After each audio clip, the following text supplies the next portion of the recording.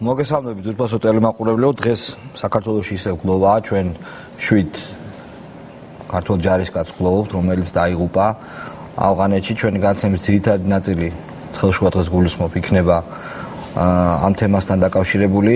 ჩვენ ვისაუბრებთ იმაზე, თუ რა მისიას ასრულებენ ჩვენები იქ და რა უნდათ და როგორ არის მათი უსაფრთხოება დაცული და რას ვიღებთ სანაცვლოდ ამ მსხვერპლისა. ჩვენ ამაზე ვისაუბრებთ, მე გამოვხატავ ღრმაწუხარებას. ეხლა გადავდივარ ახალი ამბების სტუდიაში, ახალი ამბების წამყვანთან, რომელიც მოგვიხსენებს იმას, თუ რა ხდება საქართველოში და მსოფლიოში. დიახ, შალვა, მოგესალმებით და გაგაცნობთ ამ დროისთვის განვითარებულ მოვლენებს.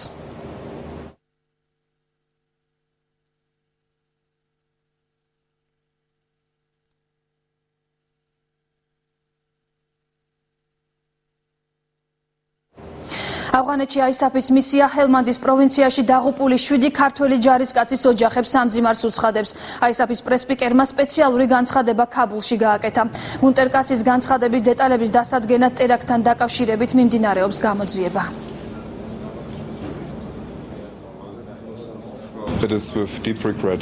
ღრმა მწუხარებით გაცნობებთ, რომ გუშინ ISAF-ის ქართულ ჯარისკაცებზე თავდასხმა განხორციელდა, სამხედროები დაიღუპნენ. ჩვენ თანაგრძნობას უცხადებთ დაღუპულთა ოჯახებს. ამ დროისთვის სხვა დეტალებზე საუბრისგან თავ შევიკავებთ. გამოძიება დაწყებულია და დეტალები მოგვიანებით გახდება ცნობილი. 7 ივნისი საქართველოში გლოვის დღეა. ქვეყნის მთელ ტერიტორიაზე სახელმწიფო დროშებია დაშვებული. ქართველი ერი ჰელმანდის პროვინციაში ტერორისტების თავდასხმის შედეგად დაღუპულ ქართველ სამხედროებს გლოვობს. ავღანეთში თვითმკვლელმა ტერორისტმა ბაზასთან სატვირთო მანქანით აფეთქება მოახდინა. ეს იყო უპრეცედენტო ტერორისტული აქტი, რომელიც თავისი მასშტაბებით ყველა წინა თავდასხმას აღემატებოდა. დაღუპულია 7 ჯარისკაცი, დაშავებულია 9 სამხედრო მოსამსახურე. ეს უკვე მეორე მასშტაბური თავდასხმა, რაც ბოლო ერთი თვის განმავლობაში ქართულ ბაზაზე განხორციელდა. დაახლოებით 3 კვირის წინ ჰელმანდის პროვინციაში 3 ქართველი ჯარისკაცი დაიღუპა.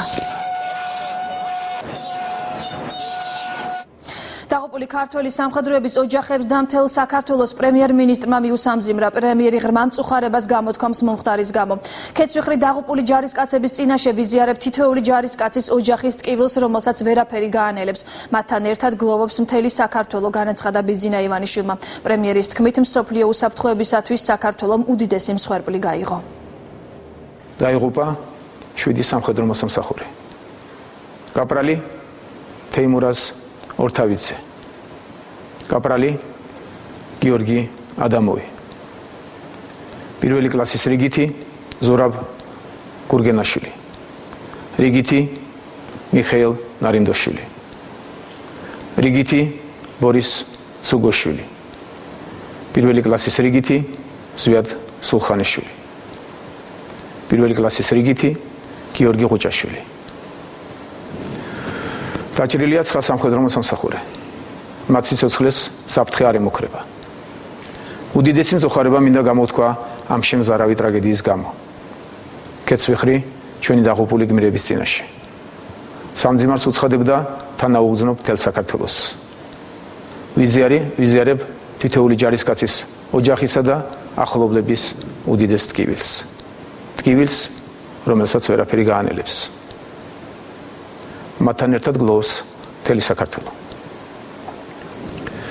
ჩვენმა ქვეყანამ უდიდესი მსხვერპლი გაიღო საერთაშორისო უსაფრთხოებისათვის ბრძოლაში და ეს იცის მთელმა მსოფლიომ. ჩვენმა ძმებმა, ჩვენმა შვილებმა სიცოცხლე შესწირეს ბრძოლას მშვიდობიანი მსოფლიოსათვის. ბრძოლას ტერორიზმის წინააღმდეგ. ტერორიზმს კი ეროვნება და საზღვრები არ აქვს. ეს 21 საუკუნის უდიდესი გამოწვევაა. ტერორიზმთან ბრძოლა ურთულესი და ამავე დროს მეტად საპატიო მისიაა, რომელსაც საერთაშორისო სამშვიდობო ძალებთან ერთად გმირი ქართველი სამხედროები ღირსეულად ასრულებენ. ჩვენი ჯარისკაცები საქართველოსთან შორს უცხო მიწაზე საკუთარი სიცოცხლის ფასად ჩვენს ქვეყანას, ჩვენს სამშობლოს იცავენ. ეს ბიჭები ჩვენი სახელმწიფოს სტაბილურობის, ჩვენი შვილების, ჩვენი მომავალი თაობების უსაფრთხოების სადარაჯოზე დგანან. მიუხედავად ამ თავზარდამცემი ტრაგედიისა, ჩვენ ვერაფერი გავხტეხავს. უკან ვერავინ დაგვახევინებს. ჩემი დავალებით საქართველოს თავდაცვის მინისტრი უკვე ავღანეთშია, ჩვენ ჯარისკაცებთან. ჩვენ გავაგრძელებთ ბრძოლას მშვიდობიანი მსოფლიოსათვის, მშვიდობიანი საქართველოსათვის. კიდევ ერთხელ ვუსამძიმრებ ჩვენს ხალხს და გამძლეობას უსურვებ ამ უმძიმეს დღეებში. ჰელმანდის პროვინციაში თავდასხმამდე ცოტა ხნით ადრე ინტერნეტით გავრცელებულ ვიდეო მასალაზე საუბრობს დავით უსუფაშვილი. პარლამენტის თავმჯდომარე მომხდარ ტრაგედიას გამოქვეყნებულ მასალას არ უკავშირებს. ამ კლიპთან დაკავშირებით მე ვიტყოდი, რომ ზედმეტი აჟიოტაჟი არ ღირს, იმიტომ რომ მე არ მგონია, რომ მისი დღეს გავრცელება და დღეს მომხდარი ტერორისტული აქტი პირდაპირ კავშირში ერთმანეთთან. მე არც ის ვიცი თუ რა წარმოშობისაა ეს ვიდეო. მრავალი ვერსია გავრცელდა, დაწყებული იმით, რომ ეს არის მართლა ჯიჰადის გამოცხადება ტერორისტული ორგანიზაციების მხრიდან, დამთავრებული იმით, რომ ეს არის სააკაშვილის პიარ აქცია. თავად ამ ვიდეოს თაობაზე მე ყველას ურჩევდი, რომ საერთოდ არ გაემახვილებინა ყურადღება. ჰელმანდის პროვინციაში მომხდარი ტრაგედიის გამო საქართველოს თავდაცვის მინისტრმა ირაკლი ალასანიამ ბრიუსელში ოფიციალური ვიზიტი შეწყვიტა და ავღანეთის ისლამურ რესპუბლიკაში გაემგზავრა. მინისტრი პირადად გაეცნობა ადგილზე არსებულ ვითარებას, მოინახულებს დაჭრილ ქართულ სამხედროებს და შეაფასებს ქართულ ბაზებზე არსებულ მდგომარეობას. ირაკლი ალასანია უკვე შეხვდა ავღანეთის ისლამური რესპუბლიკის თავდაცვის მინისტრს. ბისმელა მოჰამადმა მწუხარება გამოთქვა ქართულ კონტინგენტზე თავდასხმის შედეგად ქართველი სამხედროების დაღუპვის გამო. მან ასევე მადლობა გადაუხადა საქართველოს თავდაცვის მინისტრს ქართველი სამხედროების თავდადებისათვის და ტერორიზმის წინააღმდეგ აქტიური და პროფესიონალური ბრძოლისთვის. ორი ქვეყნის მინისტრმა ავღანეთში ამ დროისათვის არსებული ვითარება და მოქმედების სამომავლო გეგმები დეტალურად განიხილეს. ქართველი ჯარისკაცების დაღუპვის ფაქტს ეხმაურება დიმიტრი შაშკინი და ხელისუფლება სადაზვერვო სამუშაოების გაძლიერებისკენ მოუწოდებს. თავდაცვის ყოფილი მინისტრი აცხადებს, რომ მისი მინისტრობის პერიოდში დაწყებული მოლაპარაკებები ამერიკისა და საქართველოს სამხედრო სადაზვერვო სამსახურებს შორის ხელშეკრულების გაფორმებაზე კვლავ უნდა გაგრძელდეს და დაიწყოს მოლაპარაკებები ასევე ავღანელების სათათბირო ორგანოსთან. დიმიტრი შაშკინმა კომენტარი ინტერნეტით გავრცელებულ ვიდეო ჩანაწერზეც გააკეთა და აღნიშნა, რომ მას პროვოკაციული დატვირთვა აქვს. დათვალეთ რამდენჯერ არის პრეზიდენტ სააკაშვილის გვარი ნახსენები. თან თქვენ კარგად იცით, რომ ნებისმიერ უცხოელისთვის სიტყვა ჯორჯია ბევრად უფრო მარტივი არის, ვიდრე სააკაშვილის გვარის თქვა. ჩვენი მოუსვენარი მეზობელი ჩtildeოეთ იყო შემჩნეული ადრეც ესეთ ტიპის კლიპების და ვიდეოების გაკეთებაში.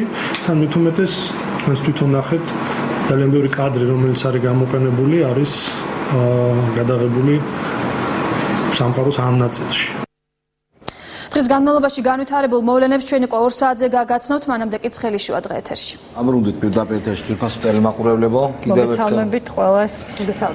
კიდევ ერთხელ უსამძირებ ყველას, ვინც გაიცადა ეს პრაქტიკულად მთელი საქართველოა, განსაკუთრებით დაღუპული 7 სამხედრო მოსამსახურის ოჯახის წევრებს, ახლობლებს, მეგობრებს.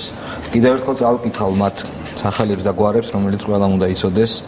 გარდაცვლილები არიან კაპრალი ორთავიძე თეიმურაზი, თამაზიძე, კაპრალი ადამოვი გიორგი ნუგზარიძე, პირველი კლასის რიგითი კაპრალი გურგენაშვილი ზურაბი, რიგითი ნარინდოშვილი მიხეილი, რიგითი ცუგოშვილი ბორისი, პირველი კლასის რიგითი სულხანიშვილი ზვიადი, პირველი კლასის რიგითი ღუჭაშვილი გიორგი და დაჭრილია 9 სამხედრო მოსამსახური.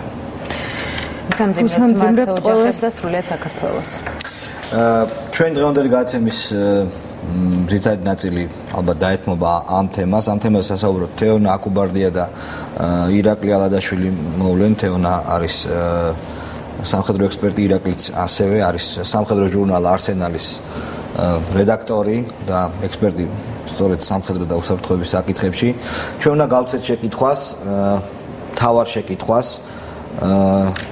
ის რაც ხალხს აწუხებს, ღირს თუ არა ამდენ მსხვერპლად ჩვენი იყოფნა. მე მიმაჩნია, რომ ჩვენი ქვეყნის დასავლური განვითარება, ჩემი აზრია, შალვა რამიშვილის მაპატეთ რომ თავზე გახვევთ შეიძლება, მაგრამ მე მიმაჩნია, რომ ჩვენი ქვეყნის დასავლური გზის განვითარებისთვის და იმ გლობალური საშიშროების წინააღმდეგ, რომელიც ქვეყანაში არის, ჩვენ უნდა გავაკეთოთ ეს. მე მესმის, რომ არც ერთი მაკაცი, არც ჩემი შვილი და არც ჩემი ნაცავი ხარ არის და უხერხული ამ თემაზე ლაპარაკი. მე გსნობ, რომ გარკვეულად არც მაქვს ამ თემაზე ლაპარაკის უფლება.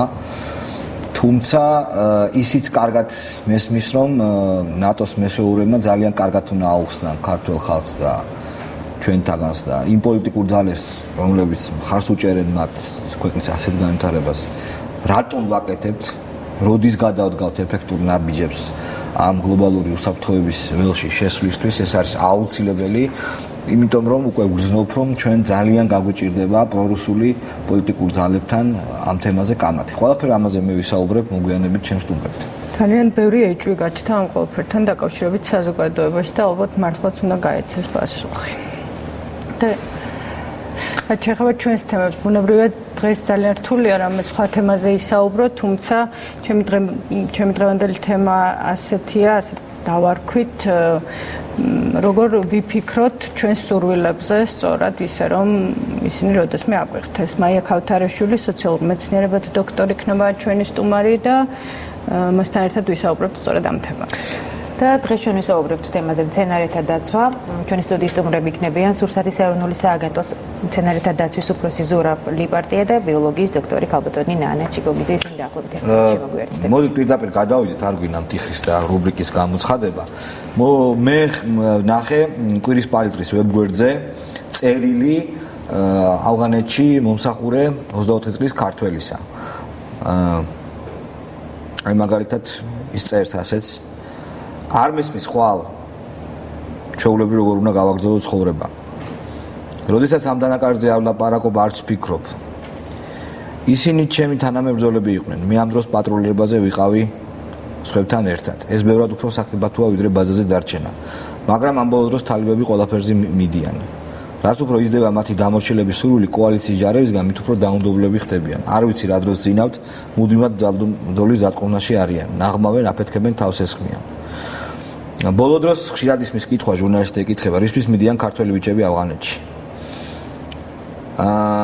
არ მინდოდა ამ თემაზე საუბარი, ზოგადად ინტერვიუს მოცემა არ მინდოდა. თქვენს გამოცემას უდიდეს პატივს ვცემ. შემდეგ კიდევ არის რაღაც ტექსტი და ამ დროს და ასე აგრძელებს. ამიტომ გთხოვთ, გვიწოდებთ ყველას ფულზე გაყიდულებს. მე და ჩემმა მეგობრებმა აქ რომ მოვდიოდით, ვიცოდით რომ მომი დაგვხვდებოდა. ყოველ ნაბიჯზე სიკვდილი იქნებოდა ჩასაფრებული, მაგრამ მაინც წამოვედით. მე მწამს რომ აქ ჩემს სამშობლოს ვემსახურები. დიახ, ყველა ამ მსგავს ტრაგედიაზე დანაშაული გზნობა მაქვს ჩემი მეგობრების მიმართ. მაგრამ თავს იმით ვიმშვიდებ, რომ დაწყებულ საქმეს გავაგრძელებთ. ჩვენ ოკუპანტები არ ვართ, ჩვენ აქ იმისთვის ვართ, რომ საქართველოში არ იყვნენ რუსი ოკუპანტები. Facebook-ს რომ გადავხედეთ, ძალიან ბევრი ადამიანი უკავშირებს აი ამ 7 ჯარისკაცის დაღუპვას სწორედ აი ამ ვიდეოს, რაც ცოტა ხნის წინ გავრცელდა. კი, თუმცა იმაზეც ამბობენ, რომ ცოდნე ხალხი და მეც ასე მიმაჩნია, რომ ისლამისტური ტერორისტული დაჯგუფების ხელი ამ ვიდეოს არ ატყვია, იმიტომ რომ არის ამ პროფესიულად გაკეთებული და პიკის ერთ-ერთი ჟურნალისტი ამბობს, რომ მისი არქივიდან, ტელეკომპანიის არქივიდან არის გამოყენებული მასალები. იმასაც ამბობენ, რომ ასეთი მონტაჟი მათ უბრალოდ არ ხელეწიფებათო, როგორც არის ეს ვიდეო დამონტაჟებული. თუმცა მე სხვა ვიდეოს გულისხმობდი, ცოტა ხნის წინ რომ გავრცელდა პრეზიდენტის საუბარი ჯარისკაცებს. ეს ბრიყვია ჩვენი პრეზიდენტი რა გიდა რომ თქვა. ნინო სვანიძის პოსტი შემიძლია წავიკითხო, ვფიქრობ ყველაზე დიდი საფრთხის წინაშე საქართველოს დღეს არის. ვიდრე ბოლო 25 წლის განმავლობაში ყოფილა და ამ საქმეში საქართველოს პრეზიდენტის სრული განუსაზღვრელია. მე მგონი ეხლა არ არის ამის დრო, მაგრამ რუსთავი ორსაც უნდა შევეხოთ, რომელმაც გასაგებია რომ სააკაშვილის ტელევიზია, მაგრამ რომელმაც გაავრცელა ეს კუპიურების გარეშე, სახის დაფარვის გარეშე ეს კადრები. რუსთავი ორმა მინიმუმ ბოდიში უნდა მოიხადოს და უნდა თქვას, რომ მე არ ვაკავშირებ პირდაპირ შორსა ვარ ამას გამოძიება დაადგენს და არ ვიცი ეს როგორ შეიძლება ზოგადად დადგინდეს, მაგრამ რომ იყო პროვოკაციული ეს კადრები, თვითონ სააკაშვილის ქცევა თავიდან ბოლომდე პროვოკაციულია ყოველთვის. განსაკუთრებით ამ შემთხვევაში თქვინოთ აღვიქვით, რომ ეს მოყვა და თვითონ ამ კადრების გავრცელებაც რომ არასწორი იყო უსაფრთხოების თვალსაზრისითაც ჩემთვის არის ნათელი და შესაბამისად მე მიმაჩნია რომ რუსთავი ორმა ბოდიში უნდა მოიხადოს მიუხედავად იმისა რომ რა თქმა უნდა ეს გაკეთდა იმიტომ რომ ეამებინათ მათი მფლობელისთვის მიხეილ სააკაშვილისთვის. და ამასთან დაკავშირებით ერთი პოსტი გლოვას გამოცხადება არ უნდა, ისე უნდა მიხვდნენ ზოგიერთები და ტაშბანდური შეცვალონ ეთერში. ცხოვრება გამწარებული დედობის და ცოლობის მუდმივი შიშით. ეს საქართველოა, როდემდე უნდა გაგრძელდეს ასე და მსგავსი შინაარსის ძალიან ბევრი პოსტია Facebook-ზე. რუსთვის ვიღებთ ამ სხვერპლს. მცირედი საფრთხეშიც რომ არ ყოფილა, უზრუნველად რომ უცხოვრია და ახლა იდეალებისთვის მსხვერპლ შეწირვაზე რომ საუბრობენ. კოკა ყანდიაშვილი წერს, ძარღვი არ ქონია განცხადებებსაც აკეთებს ეს მიხეილ სააკაშვილის გულისხმობს ალბათ. ხალხმა ხომ შეიძლება გლოვისას მაინც იქცეოდეთ ღირსეულად. მე მგონი რომ ქართულ ხალხს უნდა აუხსნან პოლიტიკოსებმაც და მათ ვისაც ოდნავი რაღაც გავლენა გააჩნია, ვის არსაც პატივცემენ რომ რატომ არის ხალხი ჩვენ ჯარისკაცები იქ. სააკაშვილისგან არანაირი რაციონალური ახსნა და მით უმეტეს რაციონალური ახსნებისგან შორს არის მისაღები არ არის, იმიტომ რომ ეს ადამიანი თავიდან ბოლომდე მოარული ტყუილი კაცია. რაც არ უნდა თქვას, თუნდაც ჭკვიანური და არ ამბობს ის ჭკვიანურს. ეს არის მიუღებელი, მაგრამ ადამიანებს ვისაც აქვს გარკვეული ავტორიტეტი, აი სწორედ მათ უნდა ემოციურად თუნდაც უნდა აუხსნან ქართველებს, ჩვენს ხალხს, რომ რას ვიღებთ კონკრეტულად, რა ხეირი გვაქვს ჩვენ. მე ახლა ამის კომპეტენცია არ მაქვს, მაგრამ არც ისეთი გავლენა, რა თქმა უნდა, არანაირი, ბუნებრივია, მაგრამ მოვითხოვ როგორც მოქალაქე, რომ ეს მოხდეს, რომ ახსნილი იქნას. კიდევ ერთხელ ვიმეორებ, მოდით ესე ვთქვათ, ამ ვიდეოს გავრცელება არა ვარ შეთქმულების თეორიების მომხრე. ამ ვიდეოს გავრცელება და ის რაც მოხდა, რაღაცნაირად იმ პოლიტიკური ძალის თუ იმ ქვეყნის ინტერესებშია, ვისაც არ უნდა ჩვენი ნატოში შესვლა, ხო? ესეთი არის რუსეთი. ახლა რა თქმა უნდა, პირდაპირ კავშირს როგორ იპოვიდა, არ შეიძლება ამის გაკეთება.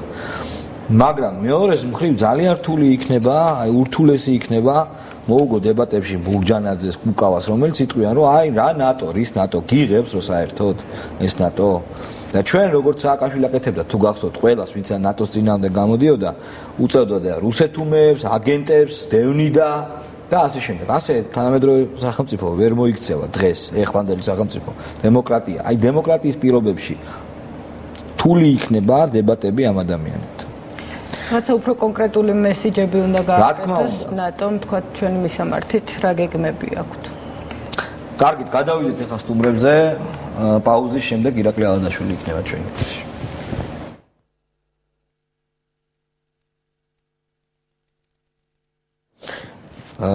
ირაკლი ალადაშვილი ჩვენი გადაცემის სტუმარი, სამხედრო ექსპერტი ხარ, სამხედრო ისტორიას ძალიან კარგად იცნობს. მსოფლიო ისტორია არის ძირითადად ომების და ისტორიაზე არ დავდებ ძალიან თავს, მაგრამ ამ თემაზე 21 წელია მუშაობდა. ანუ ხარ და მსოფლიო ისტორია არის ომების და საომარი კამპანიების ისტორია. გარკვეულწილად რა. ავღანეთი სწორედ აი ამ ისტორიის ერთ-ერთი ყველაზე მძლავრი შემადგენელი ნაწილია მსოფლიო ისტორიის, იმიტომ რომ ხვადაღებული ფაქტია, რომ ყველა იმპერია იქ ომს აწარმოებდა. ძალიან ბევრი იმპერია. ნუ ბრიტანელები, მერე საბჭოთა კავშირი, მანამდე ეხლა სპარსეთის იმპერია, მანამდე ალექსანდრე მაკედონელის დროიდან მოყოლებული ყველა. ისტორია გვეუბნება, რომ ასეთი სახის ომები ძალიან ხშირად თავდება წაგებით. შეიძლება ეს რა ხეირის ველოდებით ბოლოს ამ კამპანიისგან. არა ქართველები, არამედ ზოგადად ცივილიზებული მსოფლიო, რომელიც ტერორიზმს ებრძვის. მშალვა დავიწყოთ იქიდან, რომ ამ ომში მოგება შეუძლებელია კოალიციის მიერ. ისე როგორც ბრიტანელებს არ შეელოდა საბჭოთა კავშირს, იმიტომ ავღანეთი განსხვავებით იგივე თუ მინდათ ერაყისგან, ლიბია, ან სხვა ქვეყნებისგან განსხვავებული სიტუაცია. რადგან იქ არ არის ის მიზანი, რაც შეიძლება მიაღწიონ. ნუ დაიკავებენ ქაბულს, ხო, ქაბული არ აქვს ესეთი აი სტრატეგიული უბნები, ადრე დუშმანები ერქვა, ახლა თალიბები ქვია. ისინი დღე არიან შეიძლება ჩაურობი გლეხები, ღამე არიან პარტიზანელები, ან ტერორისტები, როგორ ეძახის მათ. ანუ მათ ამ ბრძოლა და ამ ომის მოგება თითქმის შეუძლებელი. ანუ ეს ქვეყანა უნდა შედგეს როგორც ქვეყანა ალბათ, ხო? ხო, და ქვეყანა როგორც ასეთი რა არ არსებობს შეიძლება, აი როგორც თავ საზღვარი არ გააჩნია ამ ქვეყანას. ხო აქვს საზღვარი. არა, ნუ ეს ტაჯიკეთთან იმასთან. კი, ეს უფრო საბჭოთა კავშირის ყოფილი ის ითვლება თორე იგივე პაკისტანთან, ირანთან. არ არის ესეთი ღია საზღვარი იქ ჩანდეს, რომ თქვა და ეს საზღვარია და ამის იქით ერთი ქვეყანა აქ მე. იმიტომ მომთაბარე ეს ტომები თუ როგორც არის, გადადიან გადმოდიან. არაფერი არ უნდა, მათ თავისუფლება უნდა, ყველას თავისი ინტერესი აქვს, ხომ? ერთი, რასაც ავღანელები ვერ იტანენ საუკუნეების მხრივ ისტორიულად, ნუ სხვა ქვეყნის წარმომადგენელი შეარაღებული არ უნდა იდგეს მის მიწაზე. თუმცა აი დაუშვათ მოხდა ამბავი და საერთოდ ყველა მზურგი შეაქცია და ყველა გავიდა იქით. ცხადია ტალიბანი იქ დაბრუნდება და იქნება ეს სახელმწიფო ტალიბანის, ხო? ეგრე იქნება, ეგრე იყო. ეგრე იყო საბჭოთა კავშირი გავიდა 99 წელს. სახელმწიფო მაშინ ხალხს კარგად აუხსნა. ტალიბანის სახელმწიფო, აი რომ დავანებოთ თავი და შევეშვათ და თავში გვაგიხლიათ რო ვთქვათ რა. რა არის საფრთხის შემცველი ამ ტალიბანის სახელმწიფოში რო აუხსნათ ხალხს? რატო არის ეს პრობლემა? რადიკალური ისლამიზმი, აი როგორც დასავლეთი იძახის ერთ-ერთი მთავარი ეს არის, რომ ისინი ეცდებიან გაძლიერდნენ და შემდეგ აი ეს რადიკალური ისლამიზმი გაიტანო მეზობელ ქვეყნებში. განსაკუთრებით აქ საუბარია შუა აზიაზე. სხვათა შორის რუსეთს საკმაოდ უფრთხის გაძლიერებას თალებებს. რუსეთის საინტერესო თამაშს თამაშობს, ერთი მხრივ მას აწყობს, რომ ამერიკა და დასავლეთი შეიძლება მეტი ჩაეფლოს, როგორც ვიეტნამის ომში, ან როგორც საბჭოთა კავშირი თავის დროზე ჩაეფლო ამ ავღანეთის ომში. მაგრამ მეორე მხრივ მას იგივე მოსკოვში არ უნდა აწყობდეთ ის, რომ გაძლიერდეს თქვა იგივე თალიბანის მოძრაობა ავღანეთში და მან ნელ-ნელა უკვე ზემოთისკენ შუა აზიაში მე მახსოვს რუსებს პრობლემები ჰქონდათ დაიხოცნენ რუსი ჯარისკაცები საზღვარზე ეს მას შემდეგ რაც გამოვიდა საბჭოთა კავშირი რუსეთის ფედერაციის საზაზღვო პუნქტებზე საზღვარს იქ რუსები იცავენ და არანაირ ტაჯიკები იყო ეს პრობლემები ტალიბები მათაც და ეს არის პრობლემა. შეიძლება ეს რომ მივატოვოთ და ჯარი რო არ იყოს იქ საერთოდ არც ამერიკის არც ერთი ქვეყნის გახდეს ტერორიზმის ფუძემდებელი ქვეყანა ერთ-ერთი. ადრე თუ გვიან ჯარები იქნება გამოყვანილი იგივე ISAF-ის ძალები, იმიტომ რომ შეუძლებელი 10 წლების განმავლობაში იქ აწარმო ამ დონის, ამ სიხშირის შეარაღებული დაპირისპირება არსებობდეს. უბრალოდ მე იმაზე მტკივა გული რომ აი მე პირველ რიგში ახლა სიმართლე გითხრათ ჩვენზე ვფიქრობ და ყველანი ჩვენ საქართველოს ინტერესებზე ვფიქრობთ ამ შემთხვევაში. კი, ერთი მხრივ ჩვენ თუ დასავლეთისკენ მივისწრაფით, ნატოში გვინდა გაწევრიანება, უნდა მონაწილეობა მიიღოთ ISAF-ში.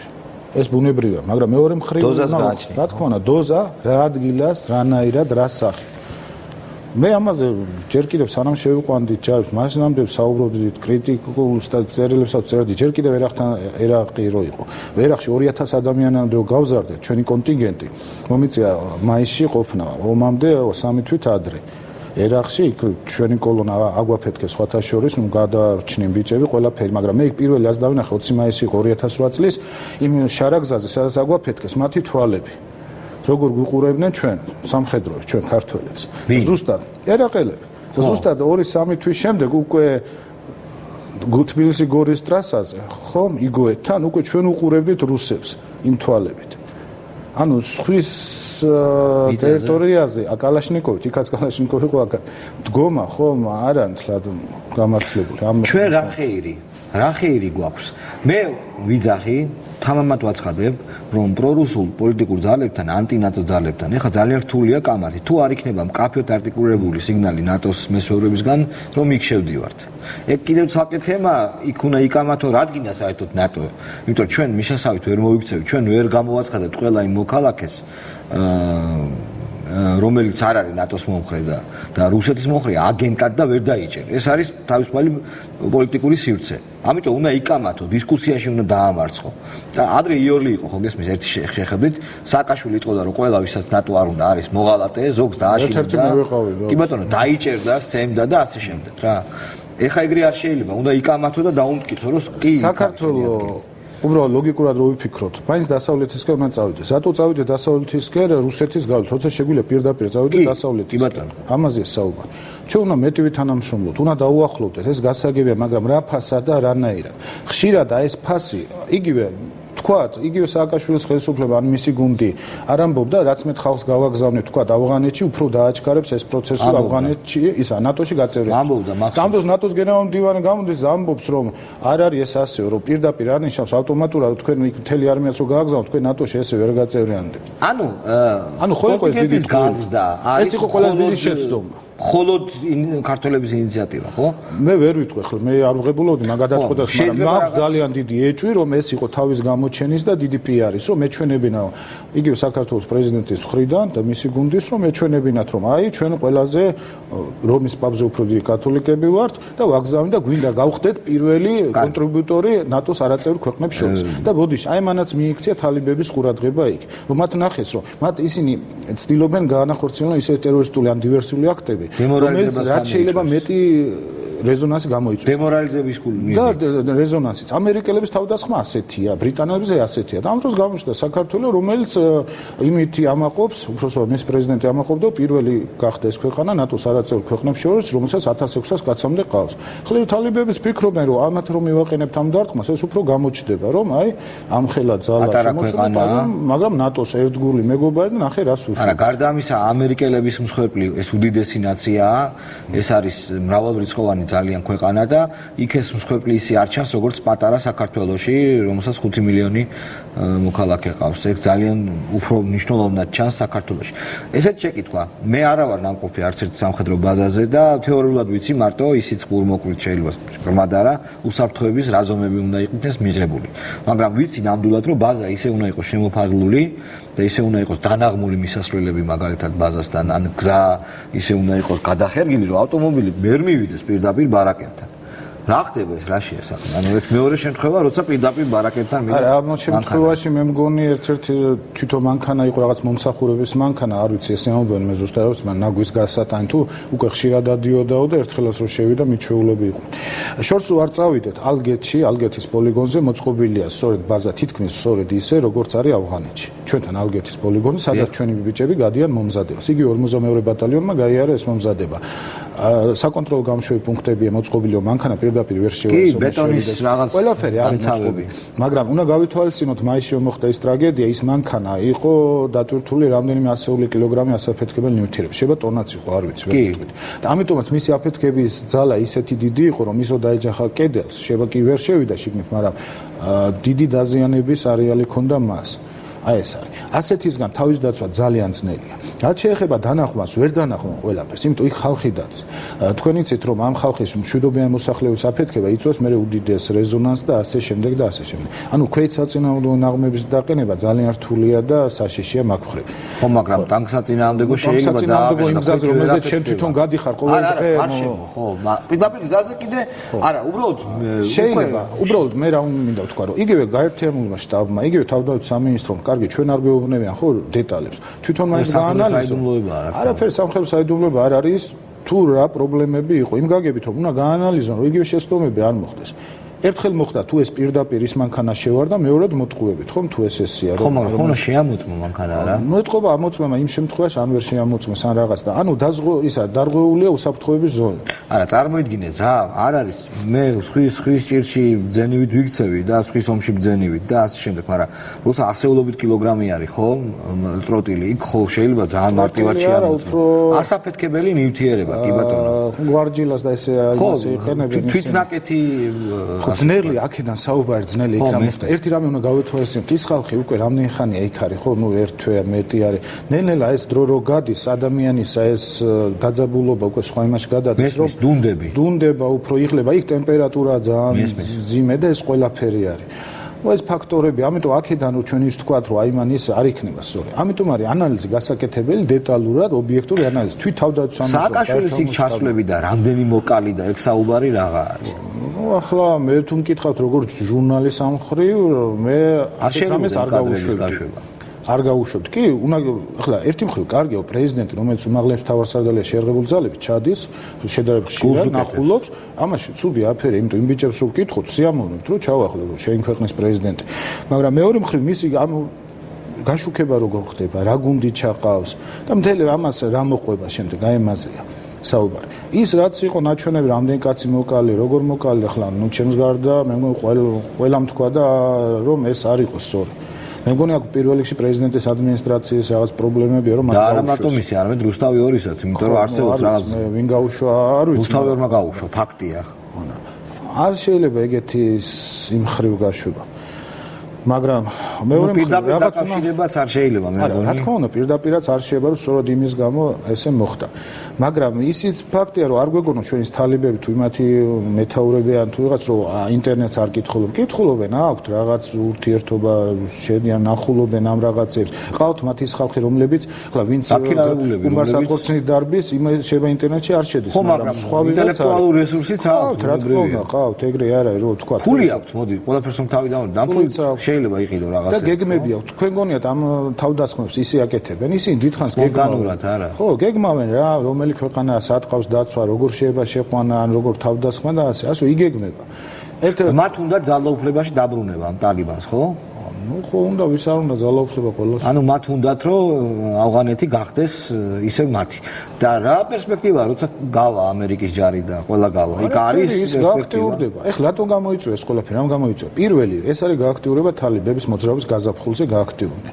და პლუს ISAF-ის მისია რომ ბოლოსკენ მოდეს. დაახლოებით ეს ჩანდა 2088 წელს, ანუ მაშინ ჟენევაში იყო ხელშეკრულება მიღწეული საბჭოთა კავშირს უნდა გამოიყვანა თავისი მე-40 არმია ავღანეთიდან. ის ბოლო წელი 99 წლის იანვრის ჩათვლით იყო მუდმივად აი გამოყვანის ხო თავდასხმები და ასე გამოყვანის პროცესი. მათ უნდა შექმნას შთაბეჭდილება რომ თავისნებით კი არ გამოდის. ანუ ჩვენ მოვიგეთ და ეს ბუნებრივია ესეთი ის არის. ამიტომაც გვინდა თუ არა ასე თავდასხმები იქნება და უფრო გახშირდება. ეს ერთი. მეორე, ჩვენ სამწუხაროდ გავხდით უკვე სამიზნე, ისე როგორც ამერიკელები და ბრიტანელები. ანუ აქამდე თუ ჩვენ კონვოიზე ან პატრულზე ხდებოდა თავდასხმა, ისიც მან შეიძლება არ იცოდა იმ გზაზე, ვისი მანქანა გამოვიდა, ხო? ეხლა არის კონკრეტულ მიზანზე, ბაზაზე, სადაც დროშაც ფრიალებს და უკვე იცია ვინ არის იმ ბაზაზე. იმიტომ რომ ჩვენებს ხო უწევთ ან სიმიკის ოპერაცია, ან მოსახლეობაში გასვლა, იციან რომ ქართველები არიან ჩამოსულები და ასე შემდეგ, ხო? ანუ კონკრეტულად ჩვენ ვართ აღებული. უკვე მათ მიხვდნენ რომ ეს არიან ქართველები, რომლებიც ამერიკელებს უჭერენ ხან ნატოს და ასე შემდეგ. ეს მეორე და მესამე რიცხოვნობა. რიცხოვნობა ჩვენი სამხედრო კონტინენტის. თავიდან შევიყვანეთ 173 каცი 2009 წლის შემოდგომაზე ქაბულში.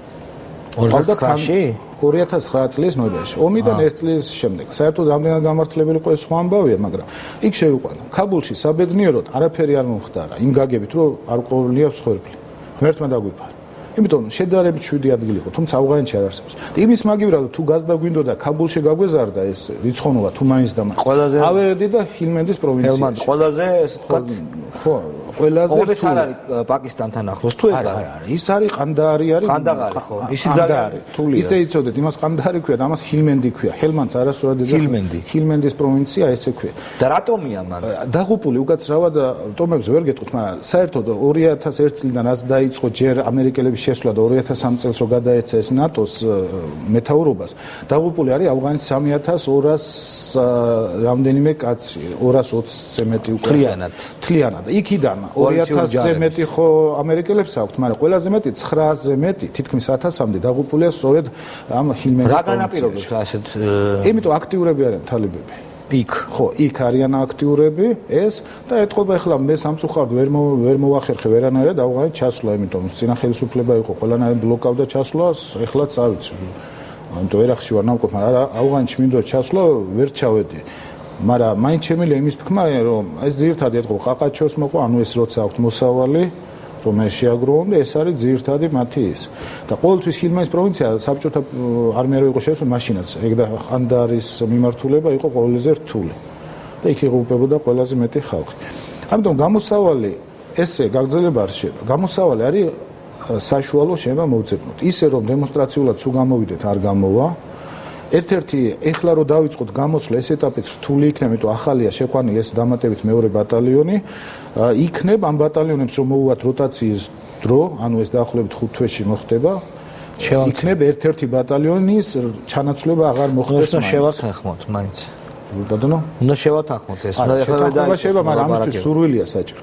ახალი მთავრობა იგივე ბიძინა ივანიშვილის რომ მოვიდა, ხო, სწორედ მათ პერიოდში მოხდა. ანუ 2012 წლის ბოლოს და 2013 წლის დასაწყისში მოხდა მეორე ბატალიონის დამატება. როდესაც 1560, ну 1600 კაცამდე გახდა ჩვენი ეს წინასწარ იყო მოლაპარაკებული. წინასწარ იყო მოლაპარაკებული, მაგრამ ახალ მთავრობას ხომ შეეძლო რაღაც ან განესაზღვრა რაღაცნაირად რომ, მაგრამ მათ მესმის რომ პოლიტიკური ის ქონდათ რომ მაშინვე ნაციონალები დააბრალებდნენ რომ აი ნუ რუსეთისკენ მიდიხართ ეს და რა შუაშია რუსეთი, როდესაც ინტერესია შენი ქვეყნის რომ ჩვენ შეგველო ეს მისია სულ სხვანაირად გაგვიხორციელებენ. როგორც ახორციელებენ ნატოს წევრი ქვეყნები, იგივე ბალტიისპირეთი, ჩეხეთი, რომელიც ამდენი ხალხი არ ყავთ.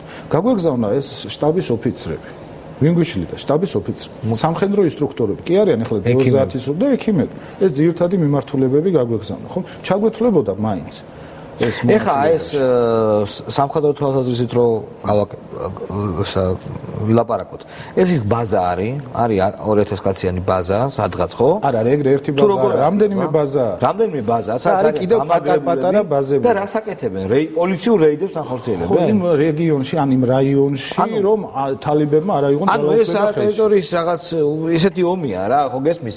ეს არის ასიმეტრიული ომი. ხო, მართლმხლართებში ხარ? ღამე ვერ გამოდიხარ, ხო? ნუ სამწუხაროდ ისეთ შემთხვევა ქონდა და გახსოვთ ტრაგიკულად დამთავრდა, ხო? ტერიტორიის დატოვება ერთ-ერთ ჩვენ ვიყავ. და გადიხარ რეიდებზე, ხო? რეიდებზე, ვერტმენებით, კი, რა თქმა უნდა, დაზვერვით და ყველაფრით რა. ეხლა ერთ რამეზე მინდა გავამახვილო ყურადღება. ამაზე ჯერ კიდევ მაშინ მქონა საუბარი და საკმაოდ დაძაბული ის იყო სიტუაცია, იგივე მაშინდელი გაერთიანებული შტაბთან, რომ ვიღებთო ჩვენ საბრძოლო გამოცდილებას. რომ ამდენ ხალხს ვაგზავნითო ავღანეთში. კი, უდავო ვიღებთ, იგი შტაბის ოფიცრები სწავლობენ იგივე კომპიუტერებით, ამ სპეციალური ნავიგაციო სისტემებით მართვას, სხვადასხვა S1-ია ისინია, რომ ხო, სწავლობენ ძალიან გეგმავენ და კარგი, ეს კარგი. მაგრამ თვითონ აი ქვეითების მონაწილე ეს არის ასიმეტრიული ომი, ანუ რა? ესმის ხო? ამ ISAF-ის მხარეს არის ყველაფერი. დაწყებული დედამიწის ხელოვნური თანამგზავრი და უპილოტო თვითმფრინავი ტანკი, შეუმფრენი რაკეტები, ყველაფერი. ჭკვიანი იარაღი და თალებებს რა აქვთ? კალაშნიკოვი. ხო, კალაშნიკოვი 1, RPG 7, სტინგერი. სტინგერები აღარა აქვს. აღარა აქვს? არა, სადღაც სტინგერები და სტრელებიც აღარა აქვს. ეს არის ერთადერთი რა აქვს ავღანეთს გავუთავდა. ვერ ყიდულობენ პაკისტანის. თუ ვინმე არ მიაწოდა ესე საიდან იყიდნენ. ხო და აქვთ კიდე ეს თვითონ სოფლის აი მინდა გვარჯილი იქიდან რომ ამზადებენ ასაფეთქებელ მოწყობილობას. აი თვითონ რო შეურევენ. აი ეს სამი ძირითადი კომპონენტია. ანუ უკაცრავად დუშმანებს უფრო კარგი იარაღი ქონდათ მაშინ ამერიკელები ამარაგებდნენ. ხო.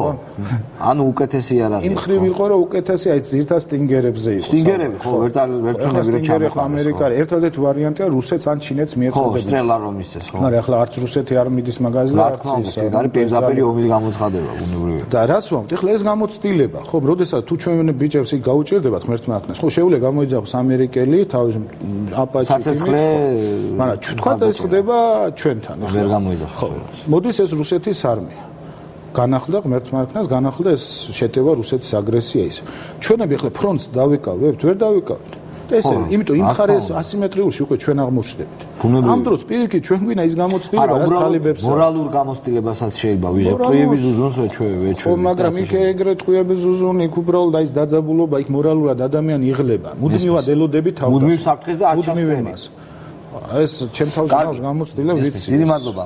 დიდი მადლობა ირაკლი ალადაშვილს. ჩვენ თეონე აკუბარდიას ველოდებით სულ ხანში სტუდიაში.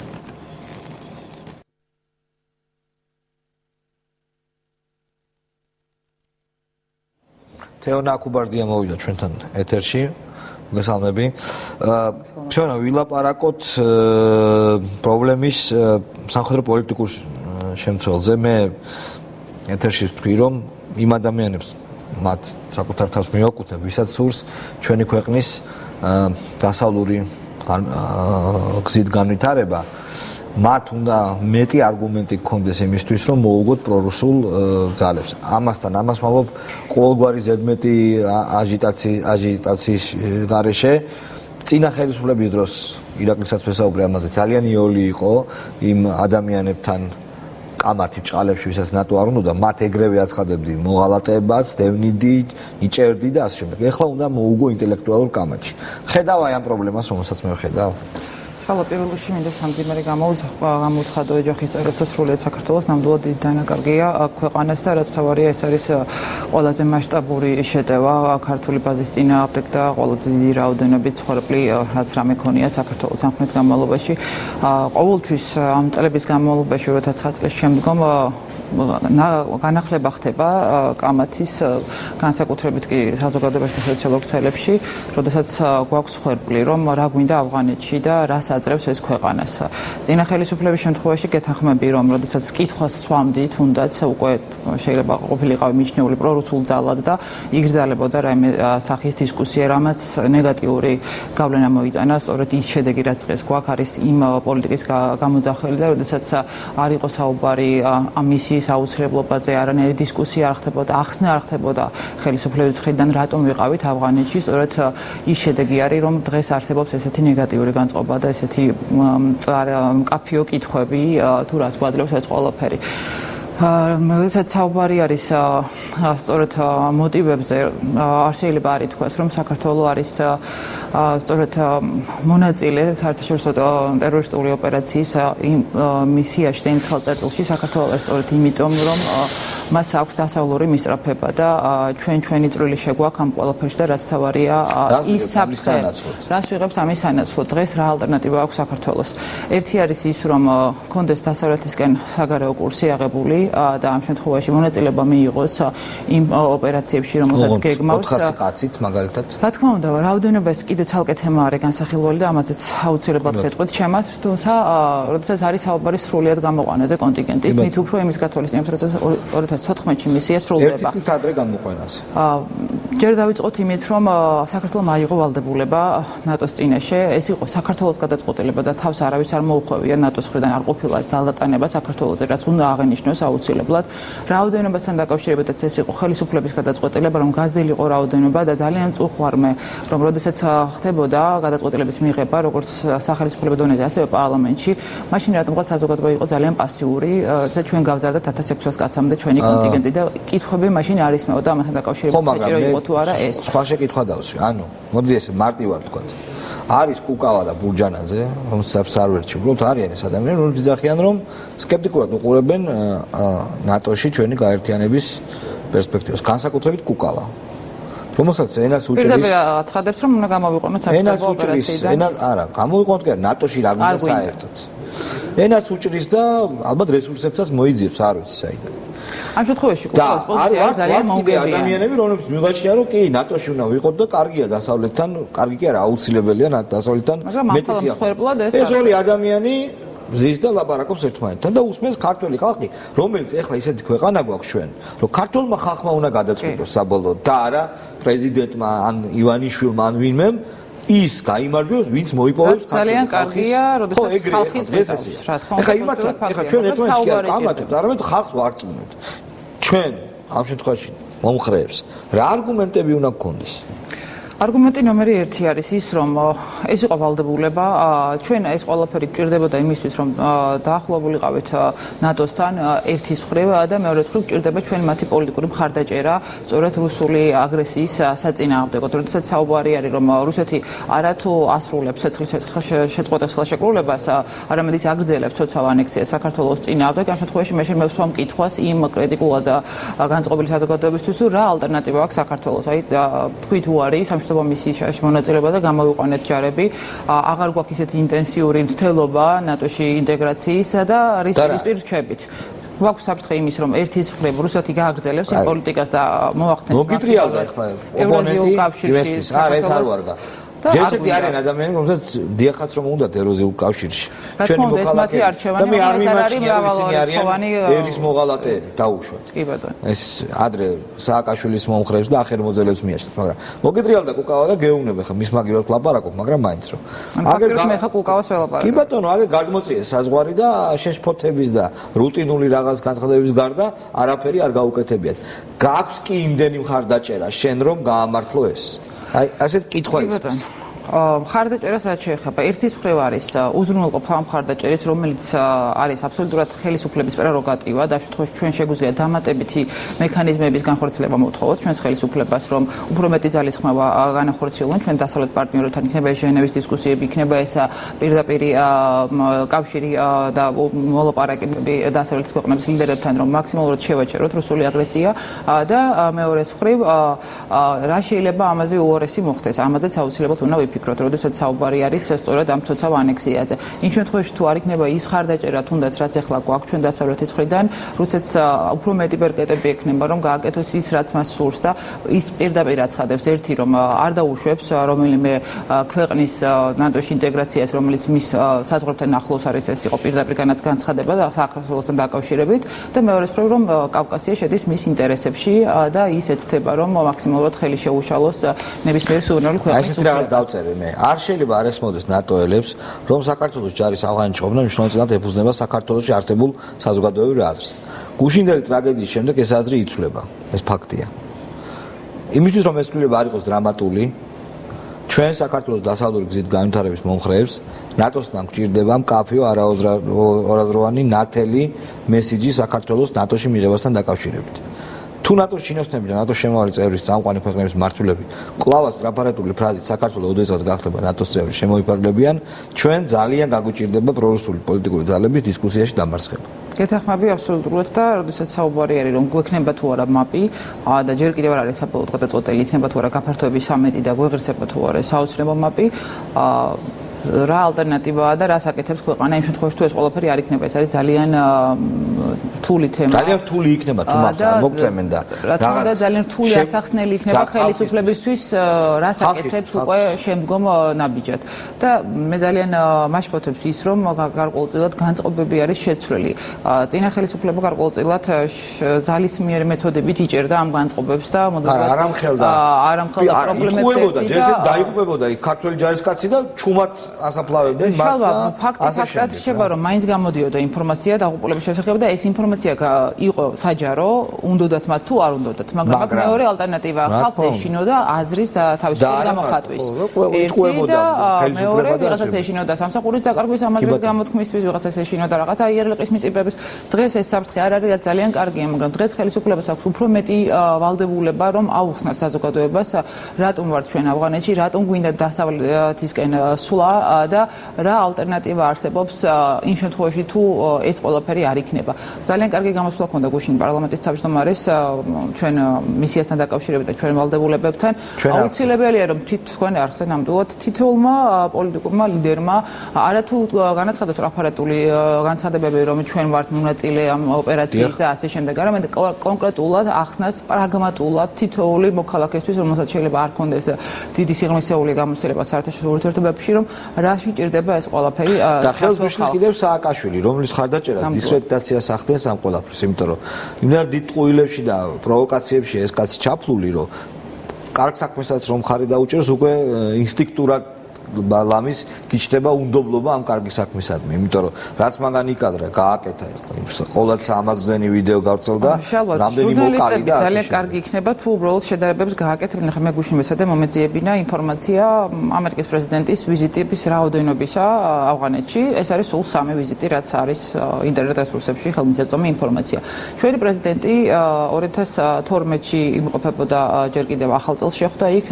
ჩვენ ვიზუალურად ყველა ვნახეთ რომ იქ იყო იერიში ბაზაზე და მან ყურმელი აიღო და განკარგულებები მისცა რომ სამხედრო ხელმძღვანელობაც რომ ეს იერიში მოეგიერებინა და ეს იყო სპექტაკლი ფაქტიურად რაც ჩვენ ვნახეთ. შემდეგ უკვე ძალიან ცუდი ფაქტი იყო ის რომ პრეზიდენტი ფაქტიურად იმიტომ რომ არ შატარდა აღლუმი იმ წესით რომ და გაიქცა 26 მაისს იქ ჩაიყვანა იქ თავისი გუნდი და ასე შემდეგ და ის კადრები რაც გავრცელდა რუსთავიორით იყო ძალიან შემაშფოთებელი.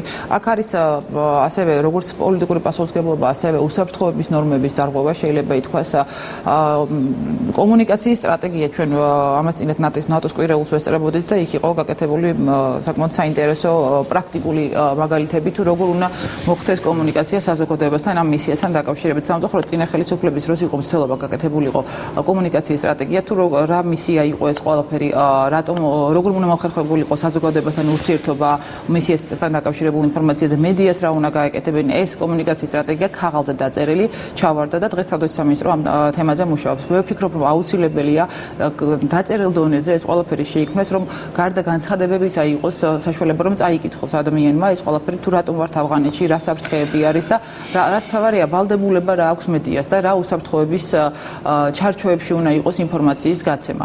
როდესაც საუბარი არის რომ თავდაცვის სამინისტროს არ მეცა შესაძლებლობა რომ ეს კადრები არ მომხდარიყო რუსთავიორის ეთერში აქ არის მაშინ პრეზიდენტის ადმინისტრაციის პასუხისმგებლობა როდესაც ესეთი თემები გადის ერთ-ერთ ტელევიზიაში და მაქსიმალურად უნდა ვეცადოთ ოქტომბრამდე რამენაირად რომ ავირიდოთ ესეთი საფრთხეები და თუნდაც დამატებითი აგრესია ტერორისტების მხრიდან ასეთ კადრებს არ მოყვეს.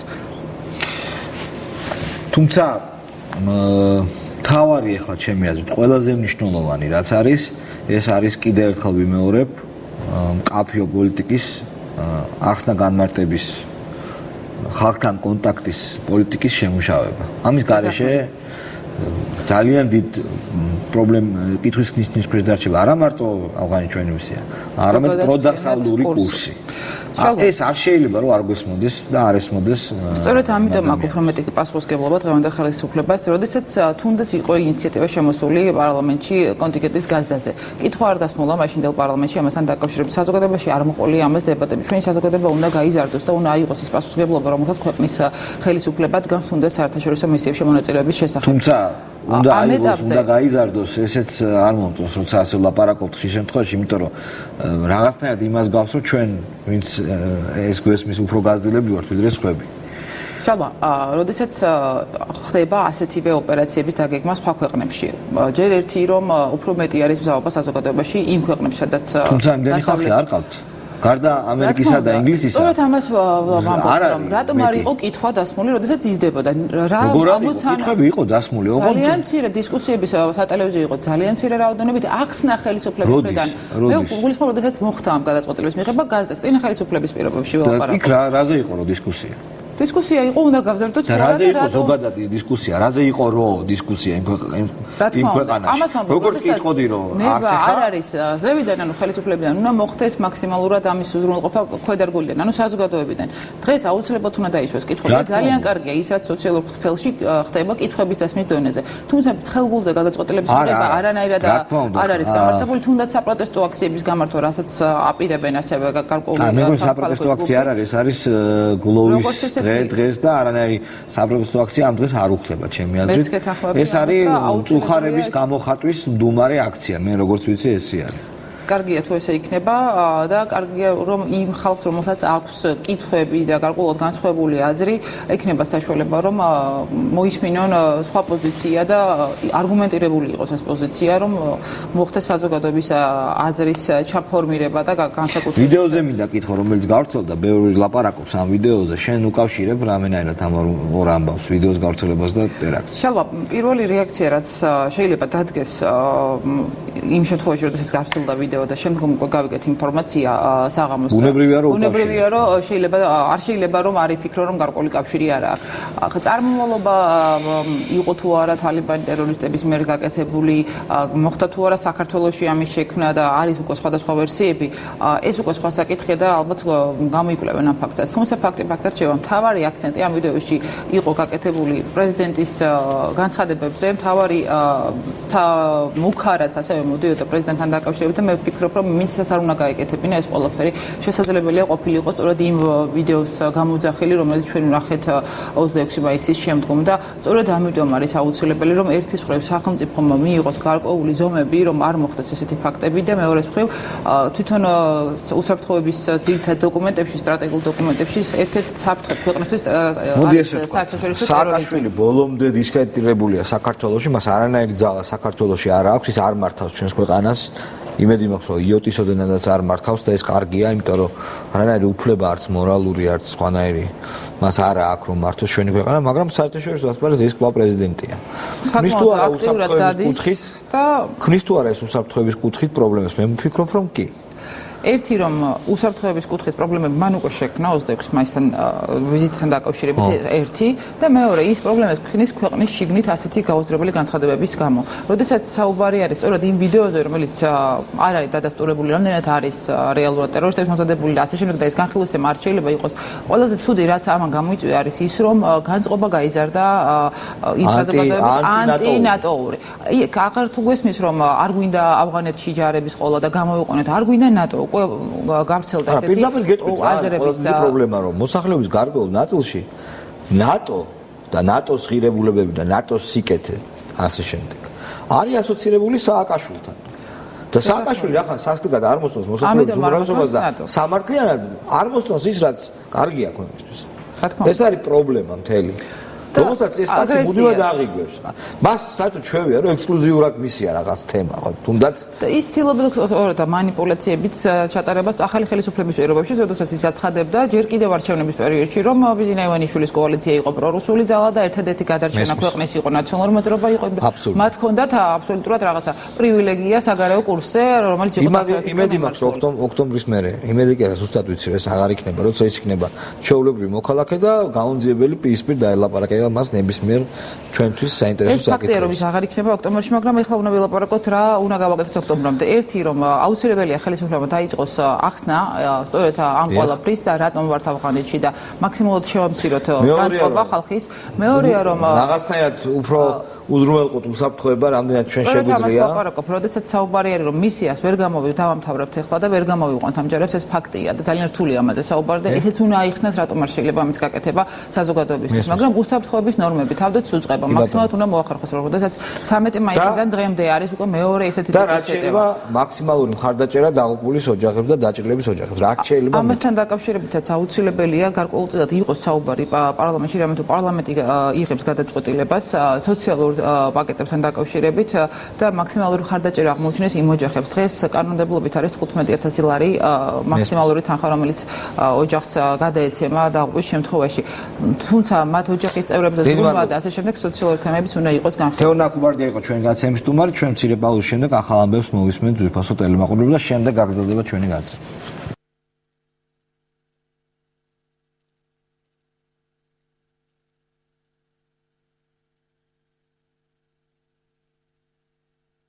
მეცხრე არხის საინფორმაციო სამსახური პირდაპირ ეთერში ბრუნდება ახალ ამბებს ნინო ვარდოსანიძე გაგაცნობთ.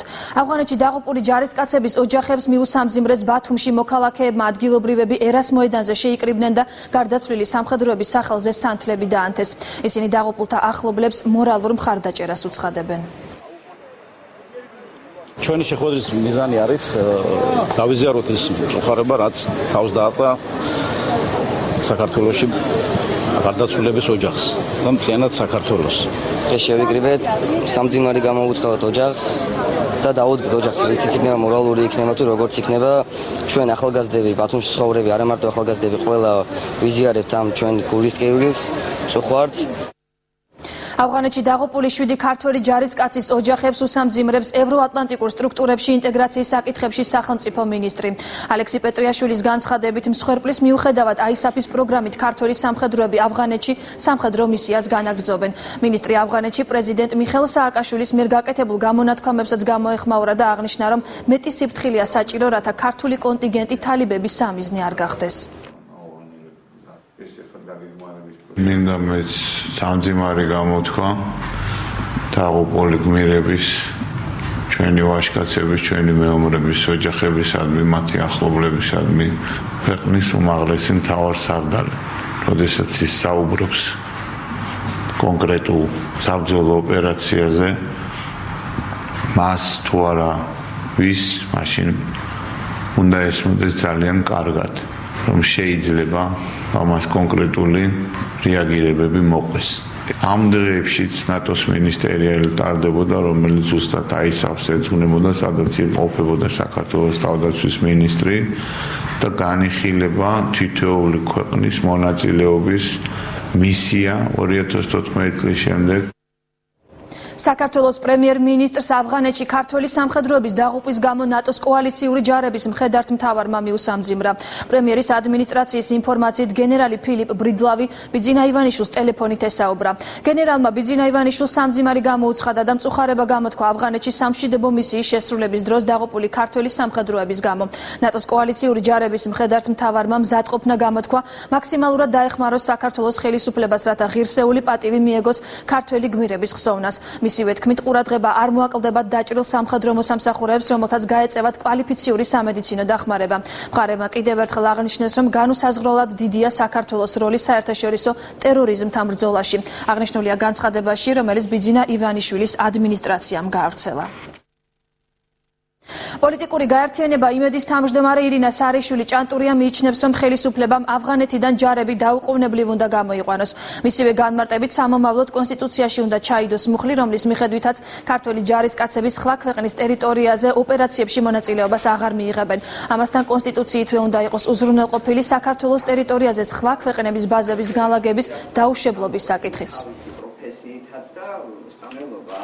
ეს საკითხი უნდა დაისვას, ვიმეორებ, არა მხოლოდ იმის დონეზე, რომ ავღანეთიდან ჩვენ ჯარები ისედაც გამოგვყავს, ეს არ არის საკითხის გადაწყვეტა. ეს არის ტექნიკური რაღაცა გაგრძელება იმ პროცესის, რომელიც ხვალდაზე კიდევ შეიძლება დაიწყოს რომელიღაც სხვა ქვეყანაში. ამიტომ ლაპარაკი უნდა იყოს სწორედ კონსტიტუციურ ცვლილებაზე. ამ თემაში მოგვიანებით 3 საათიან გამოშვებაში დაუბრუნდებით, მანამდე კი დღის სხვა მოვლენები. ქუთაისში ღვთისმშობლის ტაძრის მშენებლობის პროცესში პრობაციონერები ჩაერთვნენ. 15-მა პრობაციონერმა დღეს ტაძრის ეზო ბალახებისგან გაწმინდა. იმერეთის პრობაციის ბიუროს ხელმძღვანელის განცხადებით, მსგავსი აქციები ხელშეუწყობს პრობაციონერების საზოგადოებაში რესოციალიზაციას. დღეისათვის მონაწილეობს 15 პირობით მსჯავრდებული, ასეთი აქციების ჩატარება ძალიან მნიშვნელოვანია მათი რესოციალიზაციისა და საზოგადოებაში ინტეგრაციისათვის. მონაწილეობას იღებენ საკუთარი ნებასურვილით და მსგავსი აქციების განხორციელება ჩვენი ბიუროს მხრიდან სხვა მშენებარე ეკლესია მონასტრების ტერიტორიებზეც იგეგმება. ყველა ვინც ტაძრის მშენებლობაში ხელმძღვანელობს მონაწილეობას, ღვთისმადლი გადმოდის მათს. ეს ჩვენ გვინდა თუ არ გვინდა, ჩვენ ხედავთ ამას თუ არ ვხედავთ, ეს მადლის ზემოქმედება მაინც არის ადამიანებს. ამიტომ ძალიან დიდი მნიშვნელოვანია მათი მონაწილეობა. კუსტბის ყოფილი მეპატრონე ხელისუფლებას წართმეული ქონების დაბრუნებაში აქტიური მოქმედებებისკენ მოუწოდებს. პესო ხარძიანი აცხადებს, რომ მას უკვე 7 თვეა პროკურატურაში საჩივარი აქვს შეტანილი და დაზარალებულად დღემდე არ არის ცნობილი.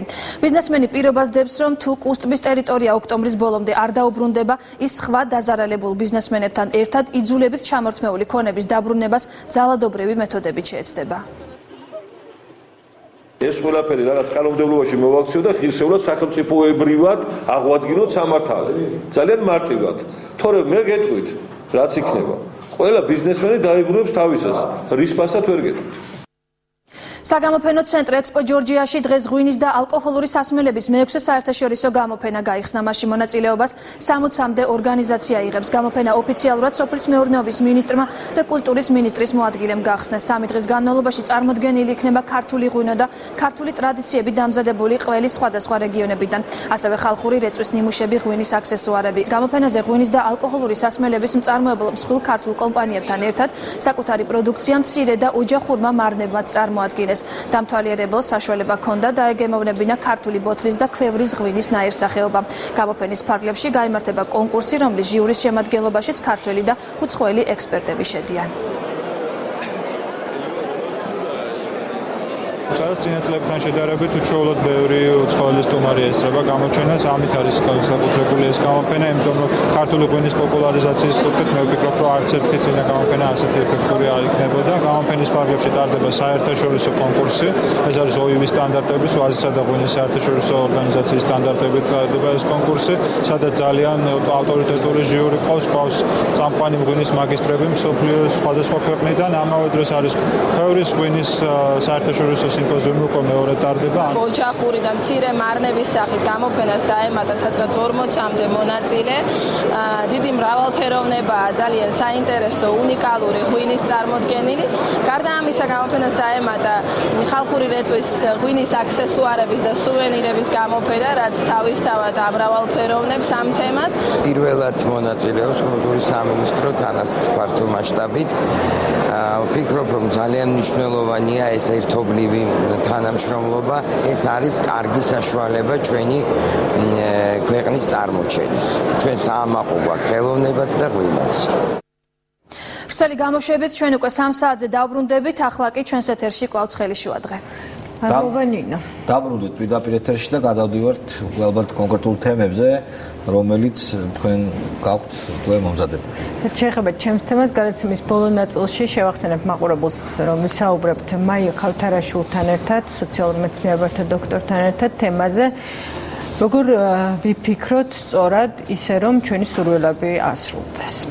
ეხება ჩემ თემას, დღეს ჩვენ საუბრობთ თემაზე მცენარეთა დაცვა. მოგახსენებათ ყოველწლიურად, როგორც აღმოსავლეთ, ასევე დასავლეთ საქართველოში აქტიურად მიმდინარეობს ბრძოლა მავნებლების წინააღმდეგ. ეს არის კალია და თეთრი ამერიკული პეპელა. რა სახელმწიფო პროგრამები არსებობს ამასთან დაკავშირებით და რამდენად აქტიურად არის მოსახლეობა ჩართული. ჩვენი სტუდიის სტუმრები არიან სურსათის ეროვნული სააგენტოს მცენარეთა დაცვის დეპარტამენტის უფროსი ზურაბ ლიპარტია და ბიოლოგიის დოქტორი ქალბატონი ნანა ჩიგოგიძე. ისინი უკვე შემოგვიერთდნენ ჩვენი სტუდიის სტუმრები არიან. მოგესალმებით. და ძალიან დიდი მადლობა სტუდიაში მობრძანებისთვის. მე ერთგვარი სტატისტიკა მინდა მოვიშველიო. მავნებლების წინააღმდეგ ჩატარებული ღონისძიებების სტატისტიკა შემდეგია. თუ 2006 წელს 6100 ჰექტარი იქნა დამუშავებული, უკვე სტატისტიკა 2012 წელს გვაჩვენებს, რომ დამუშავებული იქნა 43348 ჰექტარი. როგორ მიმდინარეობს ზოგადად ბრძოლა, როგორც აღმოსავლეთ, ასევე დასავლეთ საქართველოში მავნებლების წინააღმდეგ და რა ღონისძიებები ტარდება მცენარეთა დაცვის კუთხით? ბატონ ზურაბ, თქვენგან დავიწყოთ. მოგესალმებით. პირველ რიგში მინდა გამოვხატო ხმამწუხარება და მიუსანძრო დაღუპულთა ოჯახებს, როგორც საქართველოს მოქალაქემ ძალიან ყველა განვისტით და ვიმეწონებთ, რომ მათი გმირობა არ ჩაივლის უკვალოდ. და რაც შეეხება, რა თქმა უნდა, რაც შეეხება სოფლის მეურნეობას, მოგესალმებით დასავლეთ საქართველოში, ასევე აღმოსავლეთ საქართველოში წლების მანძილზე ადგილი აქვს მასობრივი გავრცელების უნარის მქონე მავნებლების გავრცელებას. ეს არის აღმოსავლეთ საქართველოში კალიები, დასავლეთ საქართველოში ამერიკული თეთრი პეპელა. თქვენ მოვიყვანეთ სტატისტიკა 2006 წელს 67000 ჰექტარი იყო დამუშავებული, შარშან 41000 ჰექტარი დამუშავეთ, მიმდინარე წელს დაგეგმილი არის 36000 ჰექტრის დამუშავება. სამსახური მზად არის, ტექნიკა მზად არის. ჩვენი სპეციალისტები ახორციელებენ ყოველდღიურ მონიტორინგს ამ მავნებელზე და პირველივე ნიშნის ოცებისთანავე, პირველივე მავნების გამოჩენისთანავე ჩვენ მზად ვართ გავატაროთ ის ღონისძიებები, რომელიც მეზობლური პროგრამის ფარგლებში არის დაგეგმილი. რაც შეეხება აღმოსავლეთ საქართველოში, ინტენსიურად მიმდინარეობს სიღნაღისა და დედოფლისწყაროს მუნიციპალიტეტებში კალიების საწინააღმდეგო ღონისძიებები. ანუ რაღაც კონკრეტულ დროზე არ არის დამოკიდებული. როგორც კი გამოჩნდება პირველი მავნებელი, სწორედ მაშინ იწყებთ თქვა შესაბამისი სისტემების მიღებას. სპეციფიკა გააჩნია, რა თქმა უნდა, ამ ღონისძიებებს. კალიების შემთხვევაში ეს დამოკიდებულია მათი გამოჩენა ტემპერატურულ რეჟიმზე. მოგესალმებით წელს გვალვიანი გაზაფხული და ზაფხული არის. რაც იმისნებელია, რომ დიდი რაოდენობით გაიგებს. და ამ გარემოს პირობებმა ხელი შეუწყო ინტენსიურ გამრავლებას და როგორც კი გამოჩნდა კალია იმ ფაზაში, რომელთანაც შეიძლება ღონისძიებების გატარება, ჩვენი სააგენტო საკუთარი ძალებით ვახორციელებთ ამ ღონისძიებებს. დღეისათვის დამუშავებული არის 5000 ჰექტარზე მეტი. ეს კერობრივად, სადაც ეს კალიების ჯოგებია და საშუალებას უქმნის სასოფლო კულტურების განადგურებას. და ამ დღეებში ჩაერთვება ავიაციაც, რა თქმა უნდა, იქ უშიშროების ზომები უნდა იყოს დაცული, ვინაიდან ასაღები არის ხორბალი, ქერი და არ შეიძლება სწავლობების ჩატარება იქ, სადაც ამის საშუალება რომ მოიწამოს ეს კულტურები. ქალბატონო, რა ტიპის მავნებელია ზოგადად ამერიკული თეთრი პეპელა და ბრძოლა მასთან როგორ უნდა ვაწარმოოთ? საერთოდ ამერიკული თეთრი პეპელა მიეკუთვნება განსაკუთრებით საშიში მავნებლებს და სახელმწიფო ზუსტად განსაკუთრებული საშიში მავნებლების წინააღმდეგ ატარებს ბრძოლის ღონისძიებას. პირველად საქართველოში ეს მავნებელი 76 წელს გამოჩნდა, ეს იყო სამტრედიის რაიონი და იმის შემდეგ თანდათან გავრცელდა და დღეს უკვე მოიცვა მთელი დასავლეთ საქართველოს. საბედნიეროდ იგი აღმოსავლეთ საქართველოში არ გვხვდება. რა არის ამის მიზეზი, რომ მხოლოდ დასავლეთში და პირიქით კალია მხოლოდ აღმოსავლეთში, რატომ ხდება ასე? იქ პირველი მავნებელი შემოყვა რაღაცას, პირველი მავნებელი გავრცელდა იქ და სწორედ ის ბრძოლის ღონისძიებები, რასაც სახელმწიფო ატარებს, ხო? სწორედ ეს არის იმის მიზეზი, რომ ჯერ აღმოსავლეთ საქართველოში არ გავრცელებულა და ღმერთმა უნდა დაგვიფაროს მაგისაგან, იმიტომ რომ ეს არის განსაკუთრებით საშიში მავნებელი არის, იგი 300-ზე მეტი სახეობის მცენარეს აზიანებს და მის წინააღმდეგ ბრძოლის ღონისძიებები ძალიან გართულებულია, იმიტომ რომ მას ახასიათებს ორი თაობა, ზოგჯერ მესამე არასრული თაობაც გვხვდება. და მე ამოვიტეხე, რომ დღეღამის განმავლობაში მათ აქვთ უნარი, რომ 2500-დან 3000 კვერცხამდე დაადოს და ესე მარტივად მრავლდებიან. არა დღეღამის განმავლობაში, მაგრამ ერთს დასრულ პეპელა შეუძლია ამდენი კვერცხი დადოს. რაც რეალურად ძალიან დიდი მაჩვენებელია. რა თქმა უნდა, და აი ესე რო გავრცელდა რა არის ამისი მიზეზი? ესე გავრცელდა, იცით რა არის? ეს არის ისეთი მავნებელი, რომლის წინა დროზე მიღებული თუ რატო? როგორ არ იყო, ყოველთვის იყო, მაგრამ ალბათ პირველ წლებში არ იყო სათანადო ბრძოლის ღონისძიება ჩატარებული. ბოლო წლებია 2005-6 წლიდან მე მინდა ვთქვა ნამდვილად დარწმუნებით, რომ მის წინააღმდეგ სერიოზული ბრძოლის ღონისძიება ტარდება. ამის დამადასტურებელია თუნდაც ის, რომ მისი არეალი არ გაზრდილა, რომ არ წარდებოდეს ხარისხიანი წამლობა, მაშინ არეალი გაიზრდებოდა და ადვილად გავრცელდებოდა. მე გარდა ამისა მინდა კიდევ აღვნიშნო ის, რომ ეს მავნებელი ევროპის ველაშიც და აღმოსავლეთ ქვეყნებშიც ძალიან არის ძლიერად გავრცელებული და მაგალითად ჩინეთში ხელს უშლიდა მის ჩატარებას. იმდენად იყო გავრცელებული. ხო, რა შეეხება კალიას ჩატარებას, ძალიან რთული მავნებელია, სამი თაობა ახასიათებს და გარდა ამისა, იცით რა, თაობა როცა გამოდის მავნებლის, საერთოდ ნებისმიერ მავნებელს არის ვთქვათ კვერცხი, მერე მატლი, მერე იმაგოს დასრული ფაზა. აქ ჩვენთან საქართველოში იმდენად კარგად იგრძნო ამ მავნებელმა თავი, რომ ერთდროულად გვხდება დასრული ფორმაც, მატლიც და კვერცხიც.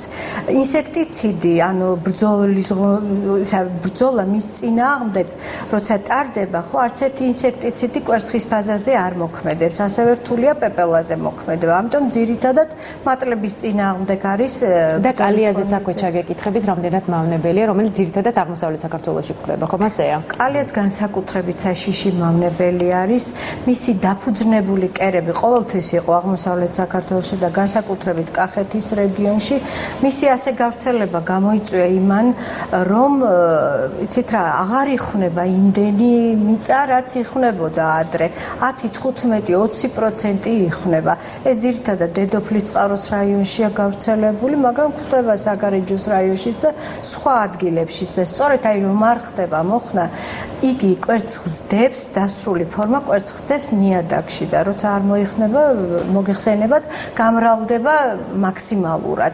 ბატონ ზურაბ, სახელმწიფო პროგრამით ძირითადად ხორციელდება შეწამლა, თქვა ცენტრალური ტერიტორიების, ბაღების, სკვერების, თუმცა საკარმინდა მონაკვეთში უკვე მოსახლეობა არის ვალდებული, რომ თავად შეწამლოს. თუ ეს რაღაც გარკვეულ თანხებთან არის ბუნებრივია, ხო, დაკავშირებული. თუ მოსახლეობა ვერ ახერხებს ამას, რომ საკუთარ მიწა წყალზე და სამოსახლო ნაკვეთში შეწამლოს კალია თუ გნებავთ თეთრი პეპელა, მაშინ იგივე ამ ტერიტორიაზე გადმოინაცვლებს. ხო, აი ამ შემთხვევაში რა გამოსავალი არსებობს? რა თქმა უნდა, გეტყვით, მაგრამ მე მინდა მცირეოდენი კომენტარი გავაკეთო ამ გავრცელების მიზეზებზე.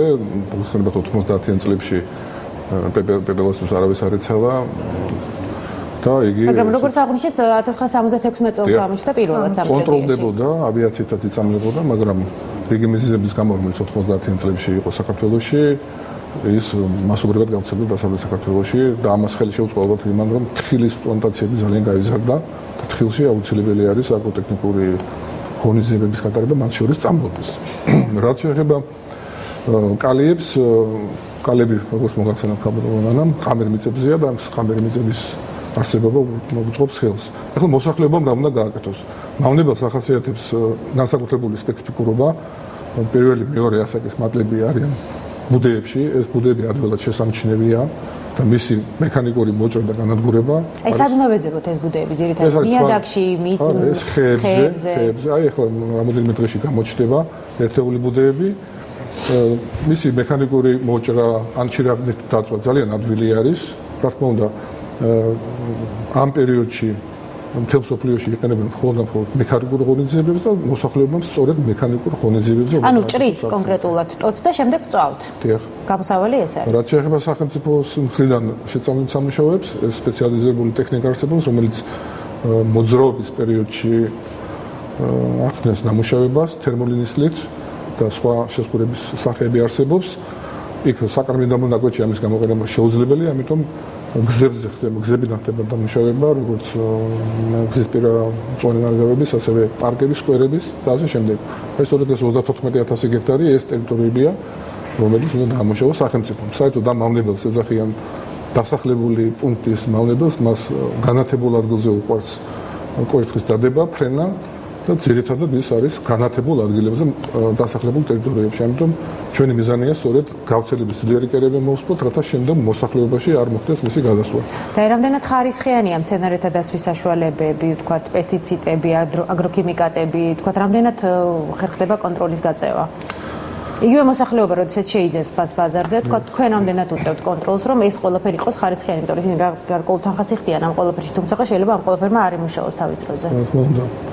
მოგახსენებთ, რომ 2000 წელთან შედარებით რადიკალურად შეიცვალა სურათი საქართველოში მაშინ იმ პერიოდში არ იყო არც ერთი პესტიციდების სპეციალიზირებული მაღაზია, დღეს უამრავი მაღაზიები არის ყველა რაიონში თითქმის, არის ფერმერთა სპეციალიზირებული მომსახურების ცენტრები, სადაც ხდება. სადაც ალბათ გარკვეულ წესებსაც ასწავლიან, ხო? რა თქმა უნდა, და კანონმდებლობით განსაზღვრული არის, რომ ყველა პრეპარატი უნდა იყოს შეფუთული სტანდარტის მიხედვით და აუცილებლად უნდა იყოს ეტიკეტი ქართულ ენაზე, მოხმარების ინსტრუქცია.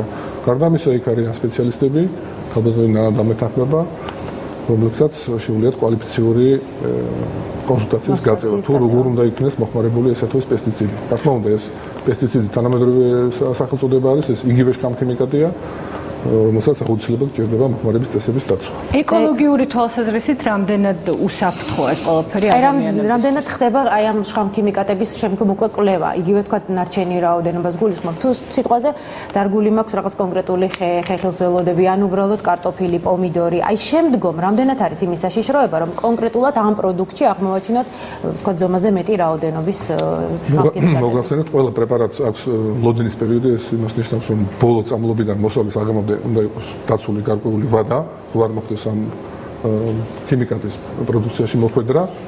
ეს ვადები, რა თქმა უნდა, ჩვენ და რაოდენობაც ბუნებრივია განსაზღვრული უნდა იყოს. რა თქმა უნდა. ეს ყველაზე სოციალურ სააგენტოს სურსათის დეპარტამენტი, უნებლობის დეპარტამენტი სახელმწიფო მიზნური პროგრამის ფარგლებში ახორციელებს პროდუქციის შემოწმებას პესტიციდების ნაშთებზე და ის პროდუქცია, რომელშიც არის ზედმეტი, ასე ვთქვათ, ნაშთები გარკვეული წესის თანახმად ნადგურდება. გარემოს ხომ არ თქვათ ადგება რაღაც გარკვეული ზიანი და თქვათ თვითონ უსაფრთხოების რა ზომა უნდა მიიღოს თავად მოსახლემ. კაბადონ ნანა, თქვენს გვეთ. აი შეიძლება უპირატესობა თქვათ უფრო იაფიან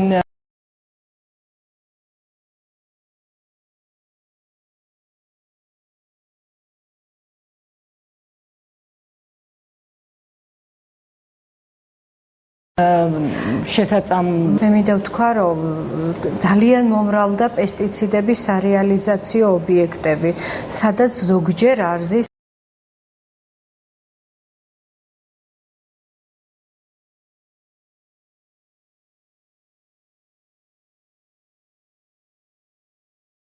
სწორედ ის კონსულტანტთა დამცველების რაოდენობრივად უკვე აღარ დარჩა საქართველოში. დღეს მცენარეთა დაცვა როგორც სპეციალობა არ ისწავლება.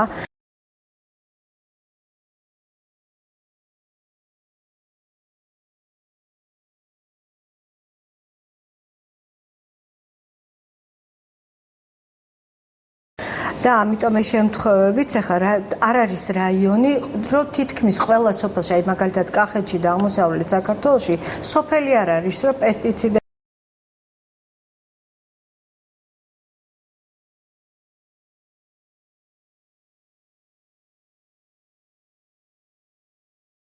სარეალიზაციო მეტი გამოიყენე უკეთესია, მაგრამ ეს ძალიან ცუდ შედეგებამდე მიგვიყვანს.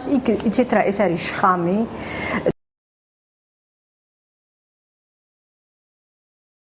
და იმის გამოყენება არის სწორედ ეს დაცული რეგლამენტები. ყველა პროდუქცია მოგეხსენებათ არ ისინჯება. რომ ისინჯებოდეს ალბათ კარგი იქნება. და გამოსავალი რა არის თქვათ ამ შემთხვევაში? გამოსავალი ალბათ უფრო მეტად უნდა კონტროლდებოდეს. ჩემის აზრით, მაგალითად, როგორც დამოუკიდებელი ექსპერტის აზრით, მე ჩემთვის იქნება მისაღები და არა მარტო ჩემთვის, მთელი ქვეყნის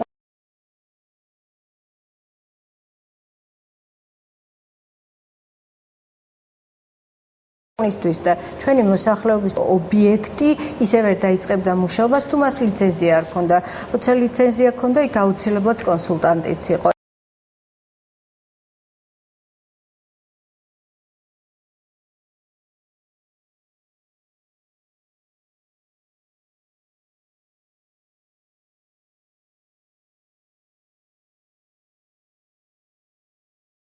ეს უკვე ახლა აღარ არის საქართველოში ფიტოსანიტარული მდგომარეობა. თბილისში შემოგანენზე ვისაუბროთ, არ ვისაუბროთ აღმოსავლეთ დასავლეთ საქართველოში. თუნდაც დღეს მთლიანად საქართველოში იმდენად მძიმეა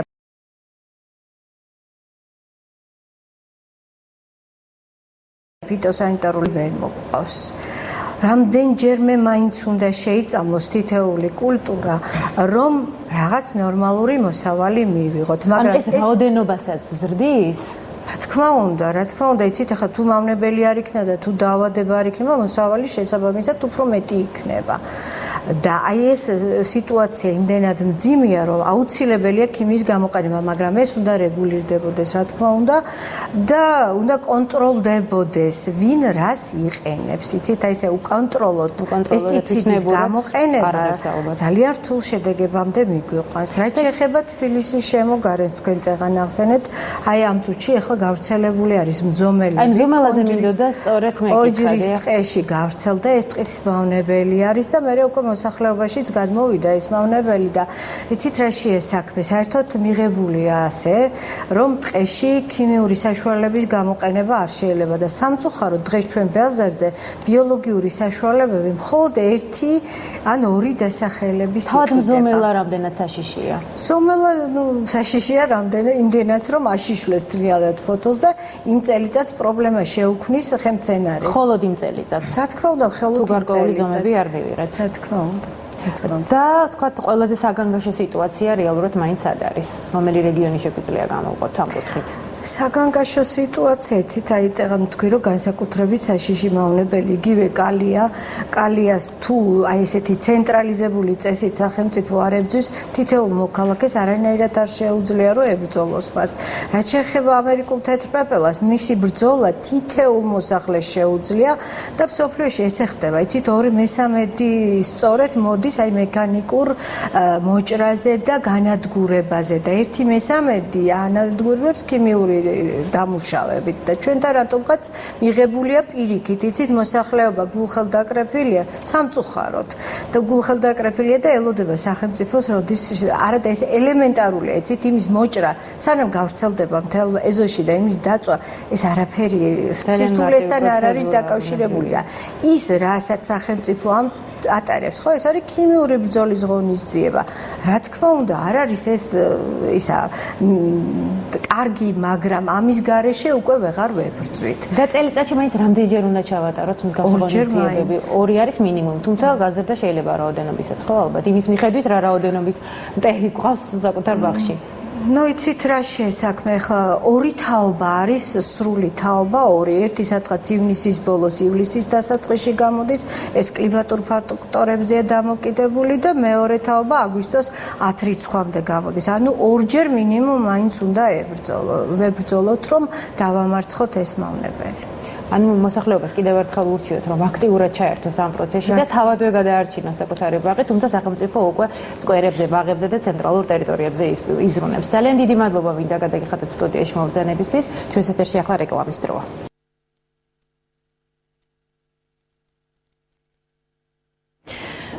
მოგესალმებით კიდევ ერთხელ. დღეს ვსაუბრობთ თემაზე, როგორ ვიფიქროთ ისე პოზიტიურად, რომ ჩვენი სურვილები ასრულდეს. ქალბატონი მაია ქავთარაშვილი იქნება ჩვენი სტუმარი, მანამდე კი სოფიო ბერიძის სიუჟეტი ვნახოთ ცნობილი ადამიანების ახთენილი ოცნებების შესახებ. კაცობრიობას ბევრი მიღწევა არ ექნებოდა, მეოცნები ადამიანები რომ არ არსებობდნენ. ადამიანები, რომლებსაც მიზნად შეუძლებლის მიღწევა აქვთ დასახული. ისტორიაში ცოტა თუ მოიძებნება კაპას მსგავსი ფოტოჟურნალისტი. 20 წლისას მას თავი მეზღაბრე ფოტოგრაფად წარმოედგინა. 40 წლის ასაკში კი უკვე ლეგენდად იქცა. ერნო ფრიდმან იგივე კაპა ნაადრევად ჩაერთო პოლიტიკურ ცხოვრებაში. ერთ-ერთი მიტინგის შემდეგ 17 წლის კაპა დააპატიმრეს და ქვეყნიდან გააძევეს. სწორედ აქედან დაიწყო მისი ოცნების ასრულებისკენ მიმავალი გზა. დღეს კაპას ყველაზე წარმატებულ ფოტოდ ჯარისკაცის სიკვდილი ითვლება, რომელიც 1936 წელს ესპანეთში სამოქალაქო ომის დროს გადაიღო სანგარში ჩამავული ფოტოაპარატით. ფოტო მას დიდი წარმატება მოუტანა და მის ოცნებებს ფრთები შეასხა. 1947 წელს გახსნილი ფოტოსააგენტო მაგნუმი კი დღეს ყველაზე წარმატებული სააგენტოა და თანამედროვეობის საუკეთესო ფოტოდოკუმენტალისტებს აერთიანებს. გაფრენის სურვილი ალბათ ნებისმიერ ადამიანს აქვს, მაგრამ ძალიან ცოტა თუ მოინდომებს, რომ თავის ოცნებას ფრთები შეასხას. ამალია ერჰარდი პირველი ქალი პილოტია, რომელმაც ეს შეძლო. 1936 წლის ზაფხულში მონპლანის პირველი გაფრენით მან ოცნების ახდენა დაიწყო, რომელსაც მსოფლიოს გარშემო ფრენა ერქვა. 1937 წლის 2 ივლისს ამელიას მხოლოდ ერთი საფეხური აშორებდა ოცნების ასრულებამდე. ახალი გვინეიდან ამერიკის შეერთებულ შტატებში უნდა ჩაფრენილიყო. ფრინავი ამიდის გაუარესებას იუწყებოდა. რადიო მიმღებში მისი ხმა იმეორებდა, რომ ქარი ჩრდილოეთით მიექანებდა მათ. კუნძულ ჰაულანზე ამელია ერჰარდს უამრავი ადამიანი ელოდა, მაგრამ მისი ოცნება ქარმა წაიღო. საკუთარ სილამაზეზე ზრუნვა გახდა მიზეზი სარა უორკერის კოსმეტიკის ხაზის შექმნისაც. ამერიკელმა გოგონამ, რომელიც 14 წლის ასაკში დაქვრივდა და ერთ შვილს უვლიდა, მოახერხა შექმნა საკუთარი ბრენდი. თავიდან სარა თავად დადიოდა და ყიდდა საკუთარ კოსმეტიკას. დიდ წარმატებაზე მხოლოდ ოცნება შეეძლო. 10 წლის შემდეგ კი მისი თმის სამკურნალო კოსმეტიკა მადამ უოლკერს მთელ მსოფლიოში გახდა ცნობილი. თავად სარა უოლკერი პირველი მილიონერი ქალია ისტორიაში. ალბათ არავის არაფერი გვეცოდინებოდა შესანიშნავ გალარინაზე, რომ მარა მისი ბავშვური ოცნება ეძღავდა ფუფუნებაში და გამხდარიყო ვინმეს მუზა. თავდაპირველად პოლ ელუარი გაიცნო და მისთვის შთაგონების წყაროდ იქცა. შემდეგ კი გალა სალვადორ დალის ცხოვრების მუზა გახდა. ჩვეულებრივი გოგონა იყო უამრავი კომპლექსით, გოგონა, რომელიც დიდებაზე ოცნებობდა, რომელმაც შეძლო საკუთარ თავში ეპოვნათ ძალა და ხელოვნების ნიმუშების მთავარი გმირი გამხდარიყო. კიდევ ერთი ადამიანი, რომელმაც არა მარტო თავისი ცხოვრება შეცვალა, არამედ ბევრი ადამიანის ოცნება აასრულა, ჰენრი ფორდია. ფორდი ბავშვობიდან გადაცებული იყო ტექნიკით და კონსტრუქციებით. ფორდს არ მოსწონდა, როდესაც იმის კეთება უწევდა, რაცაც დაავალებდნენ. ის ოცნებობდა, რომ საკუთარი გამოგონებები შეექმნა. მან მარტომ განაგრძო საქმიანობა და აისრულა წარმოუდგენელი ოცნება, რითიც საზოგადოებას დაანახა, რომ თუ მთელი გულით მოინდომებ, ყველაფრის ასრულებაა შესაძლებელი.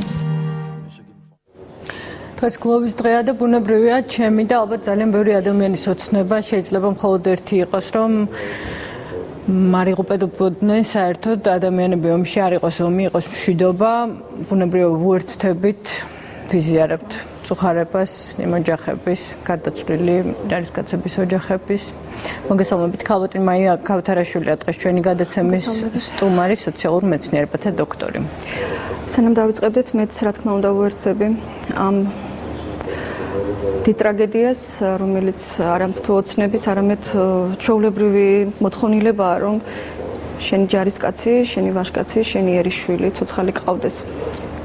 მაგრამ სიკვდილსაც კარგი უნდაო და ყველაფერს ფარავს ის რწმენა, იმედი და მართლაც ოცნება, რაზეც დღეს ჩვენ გვინდა ვისაუბროთ, თუ კი გვინდა რომ ყველაფერი პოზიტიურად იყოს და ნაკლები იყოს ჩვენ ცხოვრებაში ეს ტრაგიკული დღეები. ქალბატონი, გადავიდეთ უფრო პიროვნულ ოცნებებზე, ალბათ უფრო ადვილი იქნება ამაზე საუბარი, იმიტომ რომ ეს თემა ძალიან შორს წაგვიყვანს. როგორ ვიოცნებოთ სწორად, ისე რომ ჩვენი ოცნებები ასრულდეს.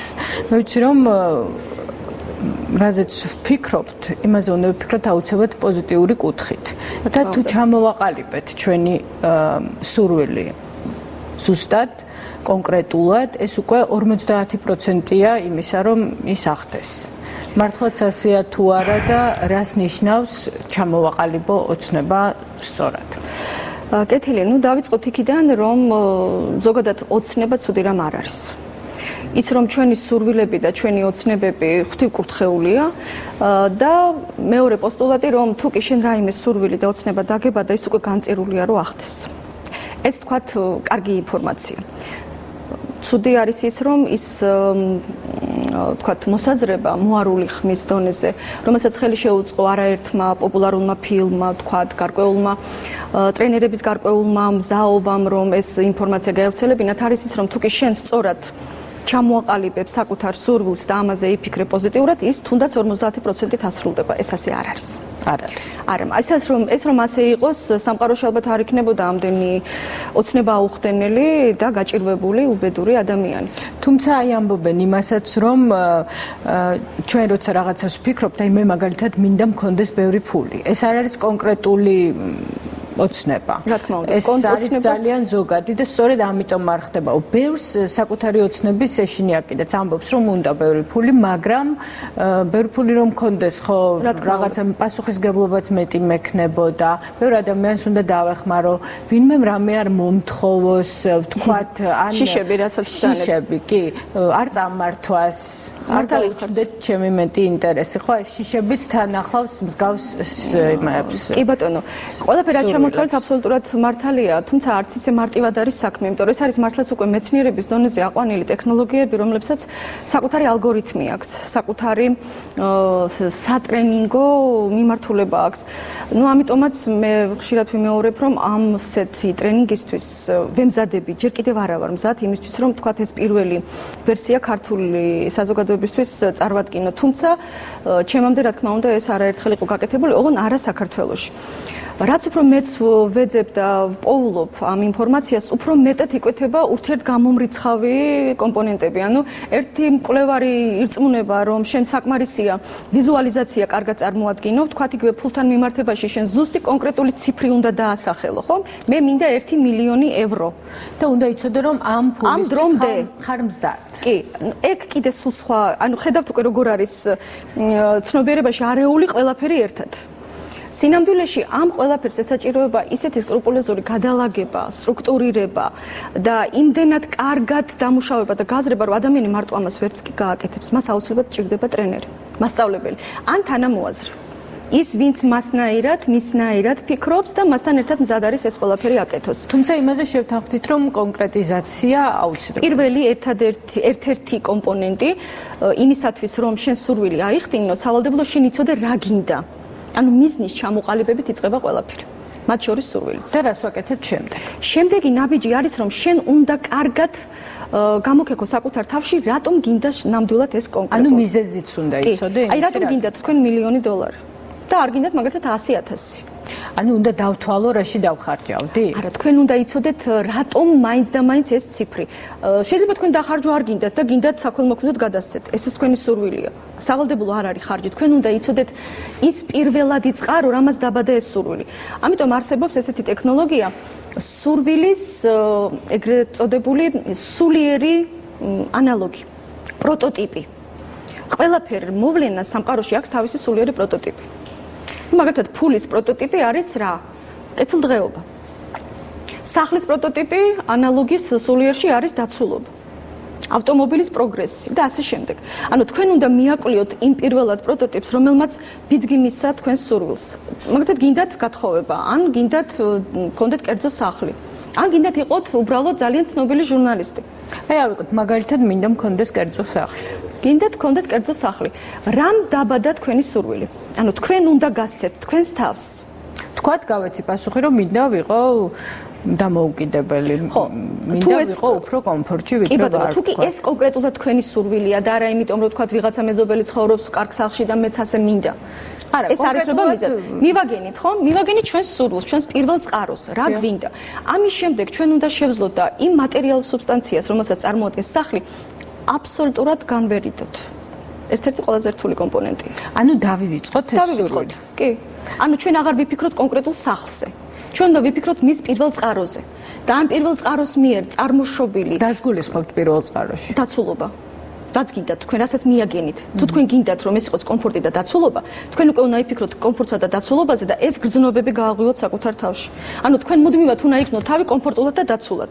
ერთ-ერთი ყველაზე დიდი საიდუმლო აი ჯერ ვიგრძნო თავი კომფორტულად და დაცულად და მერე თავისთავად მოხდება იმ ჩემი მერე კიდე თავისთავად არ მოხდება, მერე კიდე რაღაც ალგორითმებია, მაგრამ პირველი და სავალდებულო თუ თქვენ თვლით რომ რაღაცა გექნებათ მომავალში, თქვენ ეს გექნებათ მომავალში. ანუ დღეს გექნებათ ხვალ გექნებათ ზეგ და არასოდეს საბოლოო ჯამში. და აი ეს ვადები ჩვენთვის უნდა გქონდეს გათვალისწინებული. აუცილებლად თქვენ უნდა იცოდეთ ბოლო ვადა როდის შესრულდება ეს ყველაფერი ერთი და მეორე შიგნით თქვენ უნდა იგრძნოთ რომ ეს თქვენ გაქვთ. თქვენ უნდა ცხოვრობდეთ, სუდქავდეთ, საუბრობდეთ, აღიქვავდეთ საკუთარ თავს, რომ უკვე გაქვთ ეს სახლი. ამისთვის როცა თქვენ ასე ფიქრობთ, თქვენ უნდა იცოდეთ როგორია თქვენი სახლი. ანუ ის რასაც მრავალი პოპულარული ფილმი გვასწავლის, ვიზუალიზაცია.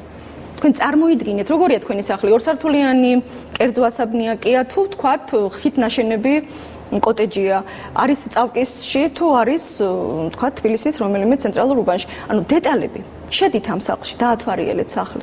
გაიცანით მის დეკორს. რამდენია იქ ოთახი, რამდენია საძინებელი, როგორია თქვათ დიზაინი. სახლზე ფიქრსავია. არა, ჯერ ეს ყველაფერი უნდა იყოს დახატული. და მე დავიწყოთ თუ როგორ ხდება აი ეს ნიუანსებია ზუსტად რასაც მე უჭირს ადამიანს ინდივიდუალურად ამის გადალახვა და ამაზე მუშაობა. თქოს თეორიულად იცი, მაგრამ ეს კითხვები იბადება, როგორ გავაკეთო. ზუსტად აი ამ სწავლებას თუ უნდა მივცეთ თქვა დრო, მაშინ როგორ ვიფიქრო ამაზე. დროს უნდა მივცეთ დრო, ეს ერთი. მეორე, არასოდეს უნდა შემეპაროს ეჭვი იმაში, რომ ჩემი ოცნება ახდება. ანუ აბსოლუტურად დარწმუნებული უნდა ვიყო, რომ ის ახდება და მეტიც, რომ ის უკვე ახდა. აი ეგ არის ყველაზე დიდი ხაფანგი. თქვენ თუ არ გჯერათ, რომ ხართ მდიდარი, ვერასოდეს გახდებით მდიდარი. თქვენ თუ არ დაიჯერეთ, რომ ხართ წარმატებული, ვერასოდეს იქნებით წარმატებული. აი რეკლამის დროს გასულმა სიუჟეტის გმირებმა ნამდვილად იცოდნენ. იგივე ფორდს ჰქონდა ჩვენ სიუჟეტს გულისხმობთ. დიახ, თქვენ სიუჟეტს. ძალიან დიდი მზაობა იმის, რომ შეექმნა პირველი ავტომობილი. ადამიანებისთვის შეემსუბუქებინა გარკვეულწილად ცხოვრება და მივადგეთ კიდევ ერთ კომპონენტს. თქვენი სურვილი უფრო სწრაფად ახდება და ახდება იმდენად, რამდენადაც თქვენ სურვილში არის არა ეგოისტური, არა მხოლოდ ინდივიდუალური სურვილი თქვენ იყოთ კარგად, არამედ თქვენმა სურვილმა, ქმედებამ, საქმიანობამ ადამიანებს უნდა მოუტანოს გარკვეულწილად პოზიტივი. აი ვთქვათ ასეთი შემთხვევა, მე რაღაცაზე ვფიქრობ. მე რისიც მეშინია ვფიქრობ იმაზეც და რაც მინდა ვფიქრობ იმაზეც. საერთოდ აღარ მოგეცემათ ის რაც გინდათ. არა? ანუ რისიც მეშინია ამაზე ფიქრს თავი უნდა დავანებოთ რაღაცნაირად. აუცილებლად. ადამიანი რასაც ფიქრობს, ისე ცხოვრობს. ამიტომ ყველაზე რეალური პირველადი რაც შეუძლია ადამიანს დამოუკიდებლად გააკეთოს ტრენერის, კოუჩის და სპეციალისტის გარშე, ეს არის მან აკონტროლოს საკუთარი ფიქრები. აი მე ეს თქვი საკუთარ მაგალითს, რისიც შემშინებია ცხოვრებაში, რომ ეს არ მოხდეს, ის მომიზიდია. რადგან მიფიქრია, რომ რა კარგი იქნებოდა, ისიც მომხდარა. კი, გააჩნია რა ენერგეტიკა გაქვთ და რომელი უფრო მეტ ენერგიას იღებს თქვენგან, იმიტომ რომ ყველაფერი, რასაც ჩვენ სამყაროს ვეუბნებით და გავცემთ, არის ზუსტად ის, რაც უნდა მოხდეს, იმიტომ რომ ჩვენ ვართ ერთიანი დიდ აბსოლუტთან, ხო? დიდ კოსმიურ გონთან. ჩვენი სუბიექტური გონი და აბსოლუტური გონი დაკავშირებული ერთმანეთთან. ნუ ელემენტარულად გავიხსენოთ, რომ ჩვენ ვართ ღვთის ხატების თანახმად შექმნილი, ხო? და ფიზიკის კანონი, რომ მსგავს იზიდავს. თუ ჩვენ ღვთის ხატების მსგავსად ვართ შექმნილები, გამოდის, რომ ფიზიკის კანონიდანაც კი გასაგებია, რომ ჩვენ ერთმანეთისკენ მიზიდულობის კანონი გვაქვს. ანუ რაც ზემოთ ის ქვემოთ, ხო? რაც საში ის დედამიწაზე, რაც მაკროკოსმოსია, ის მიკროკოსმოსია. ამიტომ თუ კი ჩვენ რამეზე ვოცნებობთ, ეს უკვე ზემოდან ჩადებული სურვილია და ოცნება. ოცნება ეს საჭიროება სამყაროს ადამიანები განვითარდეთ. მაგრამ ადამიანის გონება მოწყობილია როგორც ნეგატივისკენ უფრო მიდრეკილია. მას ურჩევნია ჩვევას დაემორჩილოს. მართალია ის არ ცხოვრობს ისე როგორც უნდა, მას ბევრი რამე აკლია, მაგრამ ეს უსაფრთხოდ არის. მე რა არა მაქვს ბევრი ფული და არა მაქვს თქვა წარმატება. მე ხო ცოცხალი ვარ. რა იქნება მერე? რომ გადავდგე ეს ნაბიჯი, რომ რაღაცა გამოცვალოს ცხოვრებაში, ხო შეიძლება უარესი მოვიდეს. აი აქედან იწყება შიშები. შიშების სხვადასხვა ფორმები არსებობს, სხვადასხვა წყაროები, მაგრამ ძირითადად ადამიანის შიში არის ვაიმე რამე არ მოხდეს, რამე არ დამემართოს და საზოგადოების თვალში რამე არ წავაქვს და ვიზიდავთ ამ უარყოფით. და ვიზიდავთ მე, იმიტომ რომ ჩვენ სულ ამაზე ვფიქრობთ. აი დააკვირდით, ადამიანი არ ფიქრობს პოზიტივზე, არ ფიქრობს იმ კარგზე, რაც მას ცხოვრებაში აუცილებლად ჰქონდა. შეიძლება სხვას მოუტანო ცუდი ამით. სხვაზე რომ გეშინე, იმიტომ რომ ხშირად არის ბავშვს რო ეუბნებიან შვილს, რომ არ დაეცე, წაიქცევი, ნუ უყურებ თვალები გეტკინება, ხომ? აი ესეთი რაღაცებიც მოხდება. ეს უკვე წმინდა ფსიქოლოგიური მომენტია და რატომ? იმიტომ რომ როცა თქვენ პირდაპირ მიმართავთ ადამიანს და მას აძლევთ სიგნალს და ასევე სურვილების ასრულებაში არის ესეთი კომპონენტი დაუკვირდი საკუთარ სიტყვებს. დაუკვირდი იმ სიტყვებს, რომელსაც სხვები გეუბნებიან, დაუკვირდი შენს რეაქციებს სხვის სიტყვებს. წარმოიდგინეთ, თქვენ დაკავშირებული ხართ მჭიდრად ენერგეტიკულად როგორც დედა შვილთან. თქვენ შვილს ეუბნებით, ფრთხილად არ დაეცე. ადამიანის ტვინი მოწყობილია ისე, რომ ის ნეგატიურ ნაწილაკს არ ისმენს. რებულობს, ფრთხილად დაეცი. მან სიგნალი მიიღო, დაეცა და მე შეიძლება გზაში დაეციოს ის არა. ამიტომ გვასწავლიან პოზიტიურად გადაწყობას ტექსტისას. ფრთხილად არ დაეცე კი არა, ფრთხილად იმოძრავე. კი არ ჩამოვარდე ხიდან, შეეცადე დაბლა მშვიდად ჩამოხვიდე. ანუ ყველაფერი გადავიტანოთ აი ამ უარყოფილი ნაწილაკების გარეშე, იმიტომ რომ ჩვენ მართლაც ვაპროგრამებთ ამით ერთმანეთს, ხო? ადამიანებს ძალიან გვიყვარს სურვილების ჩაფიქრება. სხვა ქვეყანაში სხვადასხვა რიტუალია. მაგალითად მე ბავშვობაში დედამ ჩამომიტანა იაპონიიდან ესეთი კაც უნდა იყო. სასაცილო, რომელსაც არც ერთი თვალი არ ქონდა. ჯერ ერთი უნდა ჩამეფერადებინა, რომ სურვილი ჩამეფიქრებინა და როცა ამიხდებოდა, მე უკვე მეორე. სხვათა შორის ჩავაფერადა ეს მეორე თვალი. და როგორ აკისრად? ხო, რახან ჩავაფერადა, ეს იგი ამიხდა. თუმცა ერთი წლის მერე როცა ეს სურვილი უკვე ჩემთვის უმნიშვნელოვანია. აი, და როგორ თქვენ ტექნოლოგიურად მიაგენით. და ყველა სხვადასხვა ერში ალბათ არის ასეთი მსგავსი რიტუალი. ჩვენთან უყვართ მაგალითად ახალ წელს სურვილის დაწერა, რაღაც ყუთში შენახვა, ან შამპანიურში ფერფლად ქცეულის ჩაყრავ თქვა და 1000 რამ არის. კონვერტშიც ინახავენ და მერე ნახულობენ უკვე მოგვიანებით და ცდილობენ აღარ იფიქრონ აი ამ დაწერილზე. ზუსტად ეგ არის ერთ-ერთი მიზეზი, რის გამოც თქვა ჩვენ დებთ, წვავთ, ვუშვებთ, ვინახავთ. იმიტომ რომ როგორც ეგან გითხარით, სურვილს რომ ჩამოაყალიბებ კარგად, იცი რისთვის გინდა, იცი რომ ეს სურვილი მოუტანს სიკეთეს არა მარტო შენ და შენს ოჯახს, არამედ რაც უფრო ფართო წრე ადამიანებისა. იცი რომ შენ მიაგენი იმ პირველ წყაროს, რომელმაც გამოიწვია შენი სურვილის დაბადება, ამის შემდეგ ხდება აი ამ სურვილის გაშვება.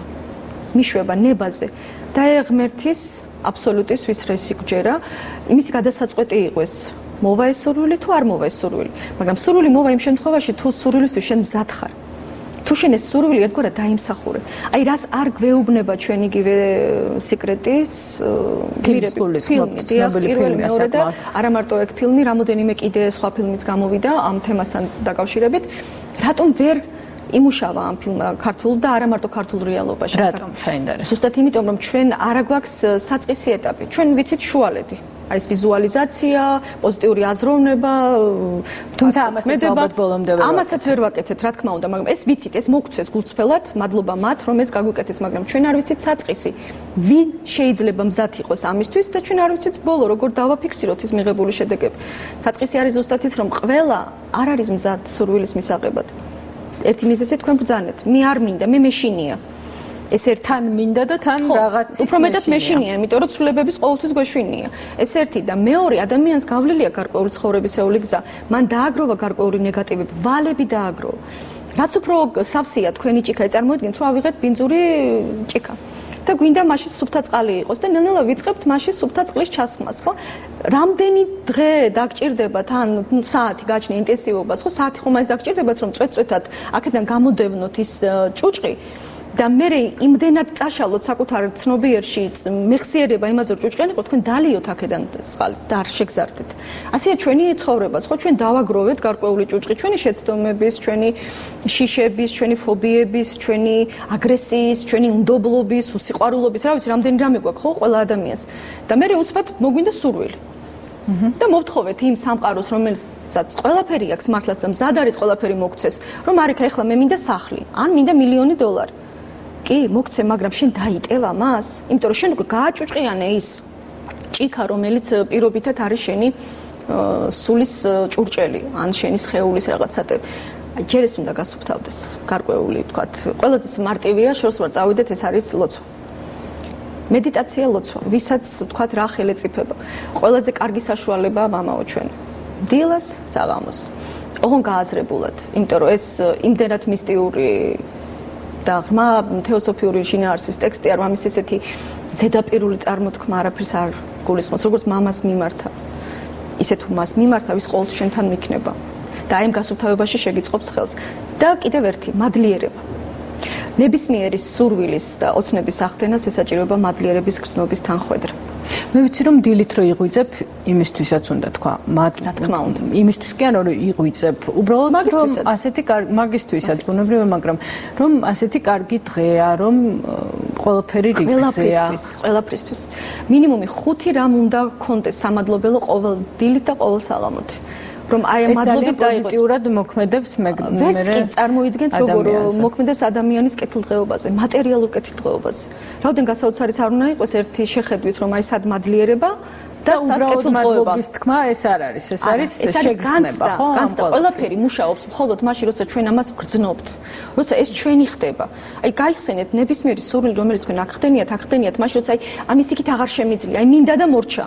ეს არის ჩემი მიზანი, ხო? იგივე ცნობილი ადამიანები, რომლებიც აღწევენ ამ წარმატებას, ეს მათი სულის მდგომარეობა, ეს მთელი არსება, რომლითაც ჩადებული აქვთ ამ საქმიანობაში, იგივე ფორდი, იგივე პარაცელსი, იგივე პასტერი, იგივე ედისონი, მაგრამ ხო არიან მეტად იღბლიანი და ნაკლებად იღბლიანი ადამიანები, ასეთი გაგებაც ხომ არსებობს, რომ აი ვიღაცაზე ამბობენ, რომ მაგას ხო ბედი არა აქვს. არა, მცდარი წარმოდგენა. ის ხო ძალიან იღბლიანი. სრულად მცდარი წარმოდგენა, იმიტომ რომ ჩვენ უყურებთ შედეგს. ეს გამოვასწოროთ. კი, აბარისთვის ვცდილობ ამ ყველაფრის გაკეთებას და ამის გავრცობას. იმიტომ რომ ჯერ ადამიანმა თავად უნდა დაიჯეროს რომ ის იღბლიანია და შემდეგ გახდება. ადამიანმა უნდა დაიჯეროს რომ მას ყველაფერი შეუძლია. იღბლიანი უიღბლო ცნებები არის ძალიან ესეთი პროფანირებული, მოგონილი ცნებებია. არ არსებულია ბუნებაში, არ არსებობს იღბლიანი და უიღბლო ადამიანი. არსებობს ნაკლები ინტელექტუალური ადამიანი და მაღალი ინტელექტუალური ადამიანი. ინტელექტში მე არ გულისხმობ დიპლომების რაოდენობას. ინტელექტი ეს არის თვითგანვითარების და თქვათ იმ სწრაფვის კოეფიციენტი, როცა შენ ცდილობ სამყაროს კანონები შეისწავლო. რა მუშაობს, რა არ მუშაობს, რას ვარღვევ, რას არ ვარღვევ, რა უნდა გავაკეთო, რომ უკეთესად ვიგრძნო თავი მეც და ჩემმა გარემოცვამაც, ხო? ელემენტარულად რომ დაუბრუნდეთ იმ სამწუხარო რეალობას, რაც დღეს ჩვენ საქართველოში გვაქვს, თუნდაც ჩვენი ჯარისკაცის სიკვდილის გამოწვეული. როგორ ფიქრობთ, ის მთლიანი ნეგატივი, რომელიც მიმართულია ქართული საზოგადოებიდან, ეს ჩვენი მეტყველება, ჩვენი აზროვნება, ჩვენი გზავნილები, ეს ხო ყველაფერი მოქმედებს. და იქ სადაც სუსტია ჯაჭვი, იქ წდება სადაც სუსტია. ამიტომ თუ კი ჩვენ ვთვლით, რომ ჩვენ ერი უიღბლო ვართ, თუ კი ჩვენ ვთვლით, რომ ჩვენ ყოველთვის უნდა დავიღუპოთ, რომ ჩვენ ყოველთვის გაჭირვებაში უნდა ვიყოთ, რომ ჩვენი საშველი არ არის, დააკვირდით უმრავლესობის აზროვნებას. კიდე კარგად ავართ, იცით, იმიტომ რომ რაც უფრო კოლექტიურია, რაც უფრო ძლიერია ენერგომუხტი, მით უფრო სწრაფად ხორციელდება ის. ამიტომ არის რომ ორი ადამიანი უფრო სწრაფად ახორციელებს ერთ სურვილს და ამიტომ არის საჭირო ტრენერი და ჯგუფი, ვიდრე ერთი ადამიანი და დამოუკიდებლად. ამიტომ ყველა დეტალის სწავლა შესაძლებელია. არსებობს უამრავი წიგნი, არსებობთ ტრენერები, არსებობს ფილმები, მთავარია სურვილი გქონდეთ და მონდომება გქონდეთ. და კიდევ ერთი არ დაგავიწყდეთ რომ ოცნება და სურვილი არაფერია ქმედების გარეშე. როგორც კი თქვენ ქმედებაზე გადადიხართ, თქვენ ბიძგს აძლევთ რომ მე მზად ვარ, მე ვიწყებ, მაგრამ შენ თუ წამოწექი თათქარეძისავით და იოცნებე. აი ბევრი ადამიანი ამბობს რომ კი ამას ვიზავდი, მაგრამ აი ჯერ ის უნდა მოხდეს. ჯერ რაღაც საწყისი თანხა მჭირდება მაგალითად. ჯობია ჯერ დაიწყო და მერე წამოგეწევა ეს ყველაფერი გზაში ამას გულისხმობ. ისევ და ისევ, ანუ ალგორითმი ჯერ მაქვს სურვილი, რა მინდა, მე ვდგავნავთ და შემდეგ უკვე ვისთვის მინდა და მე ვიწყებ ამის განხორციელებას. დანარჩენი ყველაფერი მოდის. არსებობს გენიალური გამონათქვამი, შენ იზრუნე შინაგან სამყაროზე და გარეგან სამყაროზე იზრუნებს თვითონ გარეგანი სამყარო. ანუ შენ შიგნით გადაწყვიტე რომ გინდა შენ შიგნით გახდი მდიდარი, შენ შიგნით გახდი კეთილდღეობის მატარებელი, შენ შიგნით თუ არა ხარ პოზიტიური, კეთილშობილი, ლამაზი, გარედან ამას გამოუშვებ. რა მაკიაჟი გიშველის? რომ დამალობ თქვათ შენი განწყობა, შენი სახის ნაკვთის გამომეტყველება, გამორიცხული. ამიტომ არის რომ სიბერეში გარკვეული ადამიანები გამოიყურებიან საშინლად, კატასტროფულად და არიან ისეთი მოხუცები, რომლებიც სინათლეს ხივს ასხივებენ, ხო? მათ უღიმით, ყველა ნაოჭი და ყველა სახე, ეს მათი შინაგანი ბუნება. ამიტომ გინდა რამე გქონდეს, იყავი შიგნიდან განწყობილი პოზიტიურად და იმოქმედე. აი, როგორ იმოქმედო, ეს უკვე სხვა და ძალიან დიდი და ვრცელი თემა. ოღონდაც არ უნდა დაგვავიწყდეს, რომ ყველაფერს რასაც ვაკეთებთ. ვაკეთებთ არა მარტო საკუთარი თავისთვის, სამყაროს ვუკეთებთ. და როცა სამყაროს ვუკეთებთ, მე სამყარო ყველაფერს გვიკეთებს. ამიტომ არსებობს ესეთი მერლინის კანონი ფულთან მიმართებაში. რაც მეც გასცემ ფულს, მეტი მოგეცემა. რასაც გასცემ, იქნება ეს ლარი, რომელსაც გადაიხდი პურში, თუ იქნება ეს 10,000, რომელსაც გადაიხდი, თქვათ, ავეჯში, ყოველთვის უნდა გასცეს სიამოვნებით, მადლიერებით. უნდა გიხაროდეს, რომ თქვათ, მაღაზიაში გადაიხადე ის ლარიანი. შენ ვიღაცას დაეხმარე იმ ლარით რაღაცა გააკეთოს. აი ეს გაძლევს მე იმ პოზიტიურ მოხს, მაგრამ შენ თუ კანკალებ თითოეულ თეთრზე და რასაც აძლევ, ყველაფერი გინდა რომ უკან დაიბრუნო, ის გერთმევა. ქართული რასაც გასცემ შენია, რაც არა დაკარგულია, ეს ერთ-ერთი გაშიფრვაც ამ კუთხიდან არსებობს. ქავატონი მაია ქავთარაშვილი იყო დღეს ჩვენი გადაცემის სტუმარი, რომელსაც მე ძალიან დიდი მადლობა მინდა გადაუხადო. მაყურებელს კი დამშვიდობა საუკეთესო სურვილებით და რაც მთავარია მშვიდობას გისურვებთ. კარგად გზანდებოდეთ, ძვირფასო ტელემაყურებლო, ჩვენ ერთმანეთს შევხვდებით ორ შაბათს პირველ საათს. მშვიდ უქმეებს გისურვებთ. ნახვამდის.